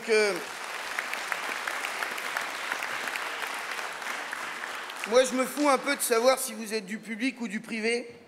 Pour moi, vous êtes tous à la CGT. J'ai entendu des camarades dire qu'ils ne se sentaient pas vraiment à leur place dans le congrès. Eh bien, les camarades, si vous passez à Poitiers ou dans le département de la Vienne, vous êtes chez vous. Vous serez accueillis par la CGT parce qu'elle est à vous. Et d'ailleurs, si vous passez dans la Vienne et si vous passez à Poitiers, je vous emmènerai au zoo, un des derniers zoos publics, entièrement gratuit. Je pourrais aussi vous emmener au centre équestre municipal, un des derniers en France, qui permet la découverte de l'équitation pour toutes les écoles publiques. Partout dans notre beau pays, dans toutes les collectivités, nos collègues font un travail magnifique. La diversité de nos métiers, notre savoir-faire, notre professionnalisme et surtout le dévouement pour la défense de la garantie d'un service public de qualité partout et pour tous est bien plus qu'une revendication. C'est une nécessité. Nous sommes le dernier rempart contre les inégalités sans cesse grandissantes. Je me reconnais bien dans les témoignages émouvants la camarade Doris qui parle des EHPAD et de la maltraitance allant jusqu'à la mort de nos anciens, les camarades des crèches, les pompiers, tout ça on le connaît dans nos territoires, nos collègues nous le racontent. Ce qui m'inquiète un petit peu plus par contre, c'est que le constat on l'a tous partagé, mais j'ai vu très peu de pistes. On a très peu partagé sur ce qui marche. Alors peut-être devons-nous encore plus partager nos expériences. Je suis aussi surpris qu'on ait très peu parlé de nos employeurs, de nos patrons. On les a fustigés, on a parlé du système capitaliste, ça on est tous convaincus, alors on se convainc qu'on est bien, on est entre nous, c'est bien. Sauf que moi, je n'ai pas entendu parler de nos élus, qui sont nos patrons. Et quand ils vont au conseil municipal, quand ils vont au conseil communautaire, pour prendre des décisions, ils sont à côté d'autres élus, des fois des élus de l'opposition. J'en ai pas entendu parler aujourd'hui, et pourtant, les salles dans lesquelles ils tiennent leurs conseils communautaires ou leurs conseils municipaux, elles nous appartiennent, ce n'est pas les leurs. La chaise sur laquelle ils posent leur cul, elle n'est pas à eux, elle est à nous. Et donc moi, ça me pose un problème qu'on n'en ait pas parlé, parce que j'ai quand même l'impression qu'on oublie un petit peu la pression qu'on pourrait mettre sur les politiques qui prennent les décisions qui concernent les collectivités territoriales. J'ai entendu aussi à plusieurs reprises des témoignages très émouvants, et notamment de notre camarade brésilien. C'est peut-être un des témoignages qui m'a le plus touché dans ce congrès. J'ai juste regretté de ne pas pouvoir échanger avec lui, mais ce n'est pas facile par rapport à la traduction, etc. J'avais plein de questions à lui poser, je l'ai fait en aparté, du coup c'est super. Mais moi j'ai peur, parce que ce qu'ils vivent au Brésil, c'est à notre porte. Et donc on fait des assemblées générales clandestines un peu, nous. Et donc moi je suis jardinier, on était avec un jardinier qui nous disait l'autre jour que pour lui, les idées d'extrême droite, il compare ça pour lui à la pousse d'une mauvaise herbe dans la nature. La graine, pour germer, elle a besoin d'un terreau ou d'une terre fertile, et après il faut l'arroser. Et lui, avec ses mots, il nous expliquait que pour lui, les idées d'extrême droite, c'était la graine, que le terreau fertile, c'était la misère sociale, et que l'eau qui servait à arroser, c'était le patronat, tous ces pourris corrompus, y compris nos élus, des fois dans nos collectivités. Aujourd'hui, juste, je vais finir, parce que je sais qu'il y a notre camarade Dayanche qui est là, qui est venu à Grand Poitiers animer une journée sur la lutte des idées de l'extrême droite, et notamment les conséquences à la fois sur les collègues qui travaillent dans les collectivités territoriales, mais aussi sur les usagers du service public. Et donc moi je veux leur rendre hommage, parce que ces gars-là, ils en prennent plein la gueule, et c'est dur pour eux, et on ne les soutient pas assez, à mon avis, dans nos actions sur nos territoires. Et enfin, pour la dernière collègue qui est intervenue, je partage aussi un petit peu ce qui a été dit avant, je trouve dommage, et j'ai vu que vous l'aviez pris en compte, puisque effectivement on a changé un petit peu les modalités de vote entre-temps, vous avez récupéré les bulletins. J'ai trouvé hier qu'il y avait un gros flou sur le vote, et c'est dommage. Bon, ça a été rectifié, c'est très bien, mais à la limite que les camarades demandent à ce qu'il y ait un autre vote, moi ça ne me choque pas, parce que j'ai l'impression qu'il y a beaucoup de monde ici qui pense que ça a été un peu limite. Voilà. Merci. Donc je n'ai plus d'intervention sur le débat sur la commission des candidatures. Donc concernant le vote d'hier, on sent bien qu'il y a un flou. Je ne sais plus qui c'est qui disait que quand il y a un flou, quand il y a un loup, c'est un flou. Enfin, moi je ne m'en rappelle plus. Donc on a deux possibilités pour revoir cela. Soit on fait un vote à main levée et on fait comme tout à l'heure, on récupère les bulletins de vote et on compte les bulletins de vote. Soit on fait un vote par mandat qui peut avoir un sens différent puisque le nombre de voix est réparti en fonction des délégués. Donc sur la proposition qui a été faite hier. Alors je rappelle la proposition, c'était par rapport aux négociations gouvernementales. La première proposition, c'est de refuser d'y aller, donc d'être contre le fait d'aller à cette négociation. La seconde proposition, c'est d'accepter d'y aller sur les bases des revendicatives de la CGT. Et si le gouvernement n'écoute pas les revendications de la CGT, se lever et s'en aller. Donc on vous propose de refaire un vote. Non, il y a trop de copains qui ont des suspicions sur le fait que... Alors, moi, ça me dérange personnellement parce que je suis CFR et j'ai relevé les votes. Et moi, je pense que c'est remettre en cause aussi une certaine honnêteté des copains qui ont fait ça. Mais c'est comme ça, pour qu'on ait une transparence totale sur le congrès de la CGT, on vous propose donc de renouveler ce vote. Et le mieux, c'est qu'on le fasse à bulletin, dans les mêmes conditions qu'hier, mais que les CFR ou les responsables régionaux récupèrent les bulletins, nous les amènent, qu'on les compte et que chacun puisse... Pardon ?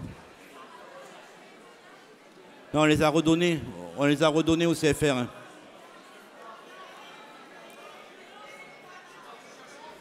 Ah oui. Mais on pourra le faire tout à l'heure. Donc là, ce qu'on va faire, parce qu'on a plusieurs choses à voir, donc rassurez-vous, on va reprocéder à ce vote d'hier de manière formelle. Et donc là, ce que je propose, c'est qu'on vous fasse l'explication sur le vote concernant les diverses instances, à savoir la commission exécutive fédérale, le Fonds national fédéral et la commission de contrôle financier.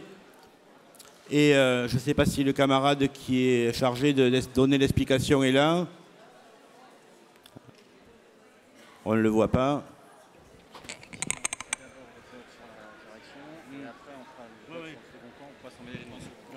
Donc, alors, qu'on soit bien clair, hein, on va faire d'abord l'explication quand le camarade sera là. Dans un second temps, on va procéder au vote de la commission de la proposition de la commission des candidatures.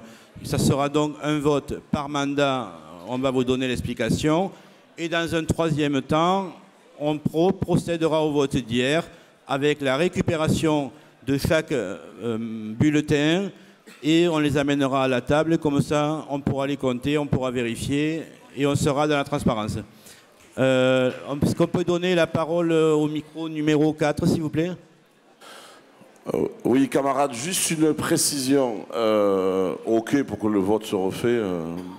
Voilà, je partage ce que tu as dit, mais pourquoi pas.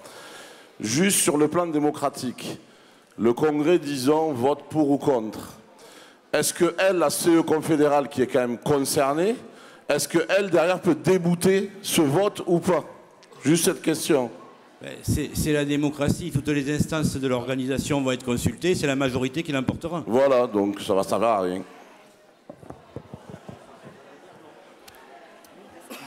Donc je passe la parole au pupitre pour qu'on vous donne une explication. S'il vous plaît, un peu de silence parce que sinon on ne s'entend pas. Une explication sur, c'est assez important, sur la manière de procéder pour le vote. Et là aussi, ça se passe en toute transparence. Vous n'avez aucune inquiétude à ce sujet-là.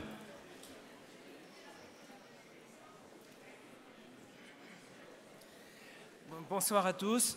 Alors, comme on va passer à un nouveau type... On entend là? J'ai pas l'impression que le retour... J'ai l'impression... Comme nous allons faire un nouveau type de vote qui est un peu... Mais un peu de silence dans la salle, peut-être qu'on l'entendra aussi. J'essaye de parler le plus fort. Là, c'est bon comme ça? Donc, comme nous allons procéder à un nouveau type de vote, vous allez avoir une explication sur les bulletins que vos référents vont vous distribuer dans quelques instants. C'est le même principe entre la CEF et la EFNF et la CFC. C'est les mêmes types de bulletins. Donc sur la distribution, vous retrouverez les mêmes informations que sur les résolutions avec vos noms, vos nombres de voix. La seule chose qu'il y a, c'est que comme on a mis les candidats, vous n'avez pas la liste de vos syndicats, mais vous vous fierez à vos cartes de délégués sur lesquelles vous avez les noms de vos syndicats portés. Donc pour voter, vous avez aussi tout à l'heure, dès 14 h, là où vous aviez les candidatures, vous avez une petite notice que j'avais faite qui reprend les 4 types de votes possibles qui vous ont été diffusés dans la pochette à 14 h. Donc vous pourrez vous y refier aussi. Et les référents ont eu une séance hier, une séance aujourd'hui d'explication. Donc je pense qu'ils seront à même de vous aider si vous avez des soucis. Donc le bulletin que vous allez recevoir donc, à cette forme que vous avez déjà à l'écran, sur lequel il y aura les noms sur la CE retenus par la CGT, et sur le FNF et la CFC, vous aurez un bulletin pareil où il y aura les noms retenus pour le FNF et le nom retenu pour la CFC, donc écrit en clair. Donc pour voter, premier type de vote. Comme pour les résolutions, donc le bulletin FNF, CFC, donc que vous aurez dans un deuxième temps. Les référents vont vous distribuer d'abord la CE. Vous allez voter la CE, ils récupéreront les bulletins CE et pour éviter les mélanges et que ça soit plus facile, ils vous donneront ensuite le bulletin FNF CFC. Ne vous inquiétez pas si vous n'avez pas les deux au premier jet, c'est les référents qui gèrent. Donc premier type de vote, comme j'ai été un peu vite, comme pour les résolutions, vous souhaitez voter pour la liste qui vous est proposée dans son ensemble, pour l'ensemble des voix, soit vous cochez la petite case pour, et si par exemple vous avez 82 voix, et ben vos 82 voix vont se porter sur l'ensemble des candidats sur la liste proposée. Si vous cochez contre, ben votre bulletin ne fera aucune voix sur les candidats de la liste. Donc tous les candidats resteront à 0 par rapport à votre bulletin. À ce moment-là, c'est le vote le plus simple. Pour, on affecte l'ensemble de ces voix, donc l'ensemble de ces syndicats. Contre, on affecte l'ensemble de ces voix et de ces syndicats, soit en pour, soit en contre. Deuxième possibilité. J'ai fait marche arrière. Sur la partie basse du bulletin, là où vous avez les noms des candidats qui ont été retenus, donc les 56 noms pour l'ACE, les 11 et 13 pour l'autre bulletin. Si vous noircissez les petites cases à l'avant des noms proposés, c'est que vous souhaitez voter contre les personnes sur cette liste. Pour l'ensemble de vos voix, on est toujours dans un vote entre guillemets global. Vous ne cochez rien sur la partie haute pour ou contre, vous ne touchez pas à cette partie-là, mais vous noircissez chaque petite case pour chaque candidat sur lequel vous voulez porter contre l'ensemble de vos voix, donc l'ensemble des syndicats que vous portez. Donc vous pouvez noircir 10 cases, 15 cases, 20 cases, ça c'est votre choix. Les deux votes, je le répète, sont exclusifs. Soit on coche en haut pour ou contre, soit on coche dans cette partie basse. Donc ça c'est la deuxième possibilité. Ensuite, troisième possibilité, en plus du vote que vous auriez fait côté recto, donc soit voter dans l'ensemble, la plupart de vos syndicats sont plutôt pour, par exemple, donc vous cochez la case pour au recto, mais parmi vos syndicats que vous portez, certains ne souhaitent pas retenir certains candidats. Donc au verso, comme vous l'avez sur l'exemple, vous allez porter le nom du ou des syndicats qui sont contre certaines personnes. À côté, vous allez porter le nom du ou des personnes que ces syndicats ne souhaitent pas retenir. Et dans la toute dernière colonne à droite, vous porterez le nombre de voix que ça représente. Bien évidemment, vous pouvez voter contre certaines personnes au recto pour l'ensemble de vos voix. Par exemple, si vous avez 100 voix, par exemple, le candidat, le 10e de la liste, vous pouvez le noircir au recto parce que vous considérez que vos 100 voix, personne n'en veut, entre guillemets. Et peut-être qu'au verso, il y a un autre syndicat qui ne veut pas, lui, du 25e candidat, pour que seulement 25 voix. Vous avez le droit de faire du vote recto pour l'ensemble de votre voix, mais en complément au verso, pour certains syndicats, d'enlever en complément certaines personnes. Dernière possibilité, pour tout le monde, que vous ayez voté devant en vote global, que vous ayez voté pour l'ensemble de vos voix contre certaines personnes, que vous ayez voté en différencié au verso, pour tout le monde, dans tous les cas, en bas du bulletin, vous avez toute une zone qui vous permet de rajouter des candidats qui n'ont pas été sur la liste retenue, mais qui étaient recevables. Sur la liste, je crois que tout à l'heure, on vous a expliqué les candidats qui étaient recevables. Donc, dans cette liste des candidats qui n'ont pas été retenus, mais qui sont recevables, vous pouvez les rajouter en bas en portant le nombre de voix que vous leur portez. Si vous mettez des noms qui ne sont pas dans la zone recevable, dans la liste des recevables, ils ne seront même pas saisis. C'est uniquement des gens qui sont recevables. Donc tout à l'heure, apparemment, quelqu'un a posé une question. Tout le parti recto est saisi en automatique en lecture optique. Bien évidemment, la partie verso, elle va être séparée au départ parce que l'écriture, on écrit tous aussi mal, moi comme les autres. Et donc, aucune machine peut lire l'écriture manuelle au verso. Donc, toute la partie verso, elle est rajoutée manuellement pour bien enlever soit les personnes que vous ne voudriez pas retenir, soit les rajouts en bas des documents. C'est bien saisi manuellement dans un temps numéro 2. Voilà. J'espère avoir été assez clair. Donc, vous allez avoir d'abord la CE et dans un deuxième temps le FNF-CFC. Merci. Alors, bon vote et bon courage. Oui, merci. Donc, pendant les débats, il y a quelques précisions qui ont été demandées, donc, qui ont été abordées. Donc, je passe la parole à Damien Martinez pour qu'il puisse faire une réponse globale à l'ensemble des points qui ont été abordés. Merci, Yvan. Donc, Emmanuel, tu comprendras pourquoi j'ai utilisé le terme noircir et pas rayer, puisqu'on ne raye pas le nom. Je ne reviens pas à l'explication de vote ayant eu lieu. Je pense que maintenant, c'est plus clair. Sur le socle commun lié à l'article 3, le socle commun, je l'avais rappelé, c'était dans les critères. c'est la formation d'accueil, l'enjeu et le niveau 1. Le CNF, qui a validé les critères en janvier, avait décidé de rajouter certaines formations syndicales comme le niveau 2. Je le redis, certains candidats n'ont pas eu tout le parcours, malheureusement. On aurait préféré qu'ils l'aient, hein, bien sûr, hein, mais ce n'était pas le cas. Sauf qu'il y a beaucoup plus de candidats qui n'ont pas pu réaliser tout le parcours. Si on devait retenir uniquement ceux qui ont l'ensemble du parcours de formation syndicale, ça veut dire qu'on aurait une CE d'une vingtaine de personnes. Donc, c'est dans ces conditions-là que ce n'est pas un critère bloquant et que donc les candidats qui vont être retenus par le Congrès auront, dans l'année qui va suivre, à se mettre à jour de cette formation syndicale. Voilà pour cette réponse-là. Sur les copains du Rhône, par rapport à Maxime Bouton. Alors effectivement, Maxime Bouton, c'est un cas qu'on a, enfin c'est une candidature qu'on a bien sûr regardée de près, notamment à l'issue du CNF. Au moment du CNF, il y avait 2 candidatures du Rhône qui avaient été préalablement retenues. Il y a une candidature qui a été retirée entre le CNF et le Congrès de ce jour. Sauf que les travaux du CNF ont été clairs. On avait à repêcher au moins 4 camarades. Des camarades qui étaient d'expérience, qui n'avaient pas été retenus. Un camarade qui était d'ailleurs le seul candidat dans sa région et qui aussi avait comme deuxième point important la spécificité du travail des retraités. Et donc forcément, il y a eu des choix à faire à un moment donné, et donc on n'a pas pu retenir la candidature de Maxime Bouton par défaut, parce qu'il y avait d'autres choix à faire au niveau de la commission, et ces choix se sont portés sur des noms d'autres camarades. Je tiens quand même à souligner que quand on monte à la direction fédérale, on ne vient pas pour représenter son syndicat, mais bien pour prendre part à toute l'activité fédérale et représenter l'ensemble et de nos syndicats et de nos syndiqués.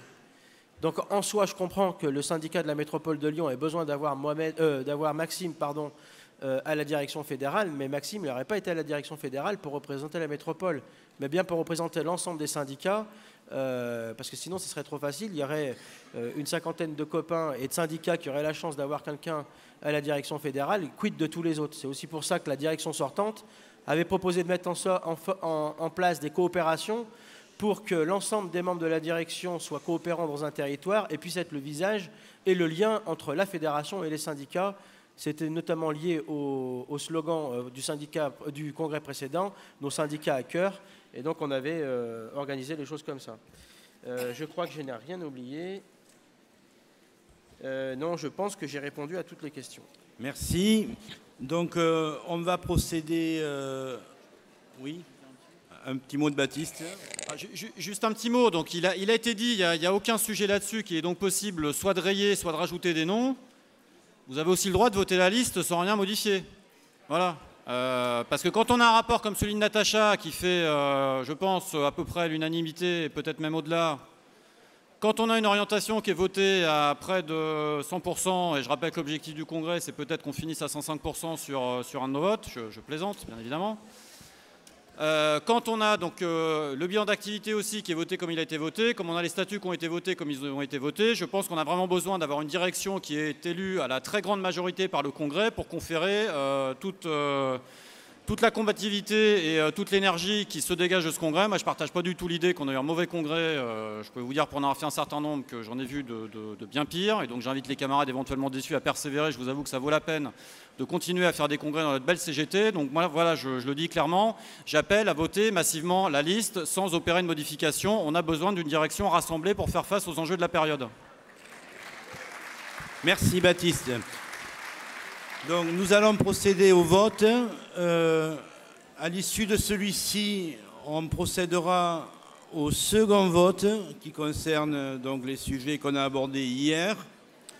Après ces deux votes, on va faire un mannequin challenge. Alors je vous rassure, ce n'est pas les CFR qui vont venir sur la scène vous faire une exhibition. Hein. C'est quelque chose qui se fait sur les réseaux sociaux.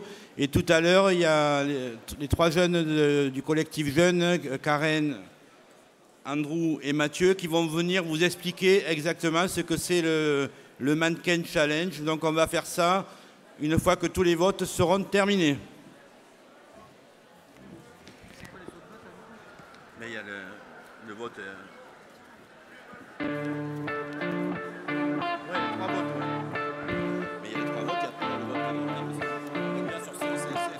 Oui, je vous rappelle que nous votons bien sur les 3 instances, CEF, FNF et Commission de contrôle financier. On va donc procéder au deuxième vote. Je donne la parole à Baptiste pour qu'il vous explique exactement toutes les modalités. Donc je rappelle, hein, la question qui nous est posée, c'est que donc la semaine prochaine, le gouvernement souhaite organiser une réunion concernant la réforme des retraites sur un certain nombre de questions. Donc la Confédération a décidé d'organiser une consultation des organisations du Comité confédéral national. Donc ce sont les unions départementales et les fédérations qui sont appelées à se prononcer, et c'est le résultat du vote des fédérations et des unions départementales qui déterminera donc si la CGT va à ces discussions. Donc la question qui est posée, c'est est-ce qu'on est contre le fait que la Confédération aille à ces discussions avec le gouvernement, ou est-ce qu'on est pour que la Confédération se rende à la réunion de la semaine prochaine avec le gouvernement, je répète, hein, sur la base des revendications de la CGT, avec donc l'idée que si le gouvernement refuse de discuter des propositions, des revendications de la CGT, la délégation quittera la séance.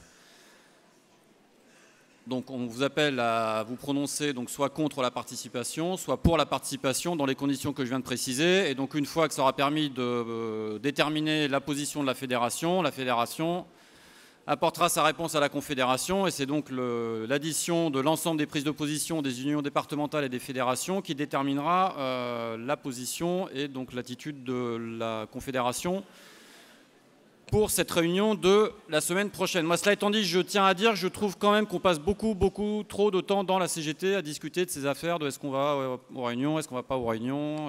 Voilà, la vraie urgence, c'est vraiment de construire le rapport de force. Et moi, je crois vraiment qu'on ira discuter avec le gouvernement dans de bonnes conditions une fois qu'on aura construit le rapport de force et qu'on aura obtenu du gouvernement qu'il retire son projet. Donc c'est bien ça la priorité à laquelle il faut qu'on travaille. Voilà, donc on vous appelle, donc on demande aux responsables régionaux de ramasser les bulletins pour, contre, abstention en fonction de la position des camarades, de la même manière que ce qui a été voté tout à l'heure. Donc si vous êtes... Pour que ça soit tout à fait simple et transparent, si vous êtes contre le fait que la Confédération se rende aux réunions, vous donnez le bulletin contre à votre responsable régional. Si vous êtes pour que la Confédération aille aux réunions sur la base des revendications de la CGT et avec l'idée qu'elle quittera la réunion si le gouvernement refuse de discuter, vous donnez le bulletin pour. Et si vous voulez vous abstenir, vous vous abstenez. Enfin, vous donnez le bulletin abstention, pardon. Merci. Alors, juste une précision. Il va y avoir d'autres... Je t'ai vu. Il va y avoir d'autres bulletins de vote, d'autres votes à main levée un peu plus tard. Donc on fera comme tout à l'heure. Une fois que le vote sera entériné et qu'il n'y aura plus aucun doute possible sur celui-ci, il faudra que les régionaux récupèrent les bulletins de vote.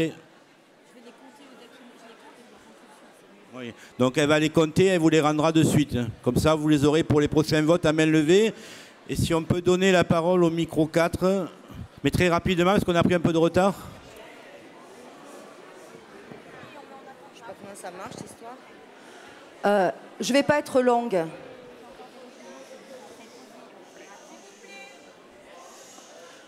Je suis Anne-Sylvie Berthet de la délégation du Var, secrétaire générale du conseil départemental du Var. Je trouve que l'énergie qui a été mise dans cette volonté de vouloir revoter, alors que les conditions d'aujourd'hui du vote vont être complètement identiques à celles d'hier. Attendez, laissez-moi terminer.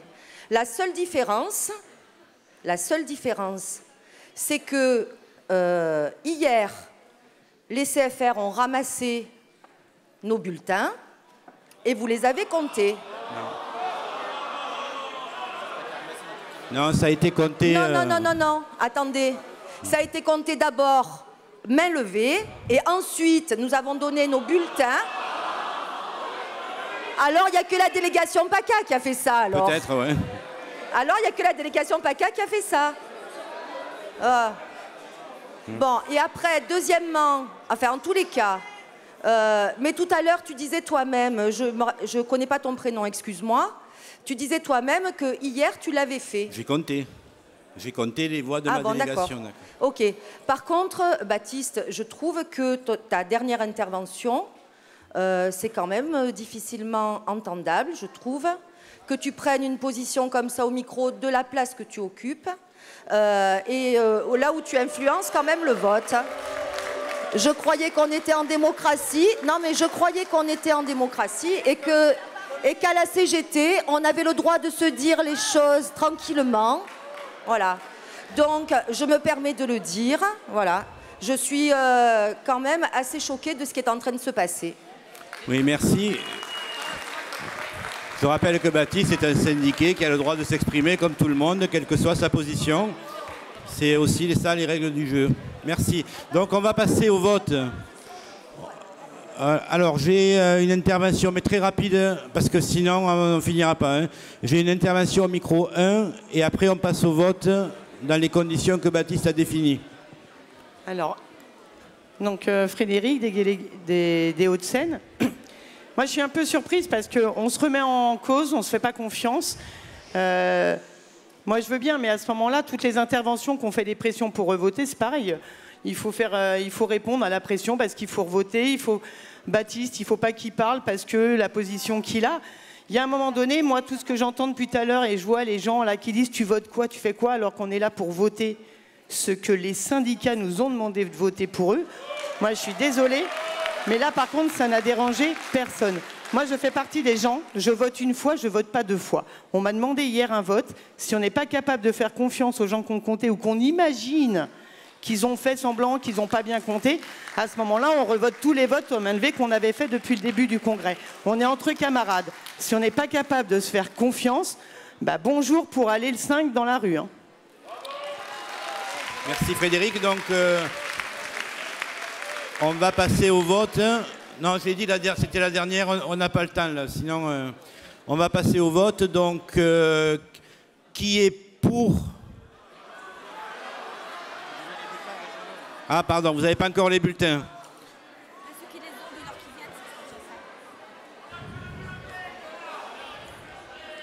Ah, ils n'ont plus les bulletins maintenant, oh punaise. On n'a pas voté encore, hein. On n'a pas voté encore. Bon. Donc on part sur le vote comme sur les bases qu'a annoncé Baptiste tout à l'heure. Mais il y en a qui ont déjà voté. Je comprends plus rien. Je demande à chaque délégation régionale de récupérer les bulletins et de nous les amener à la table, dans les conditions qui ont été données par Baptiste tout à l'heure. Voilà, ce sera plus simple. Bon, je vais vous annoncer les résultats. Alors, je vous demande de faire un peu de silence. On fait le mannequin challenge, 2 petites infos et après c'est la pause. Hein? Donc, un peu de calme. Donc voilà, à l'issue de cette deuxième consultation, se sont prononcés pour 203 délégués. Se sont prononcés contre 170 délégués. Et il y a eu 3 abstentions. Voilà, là au moins il y a la clarté et le vote est clair pour tout le monde.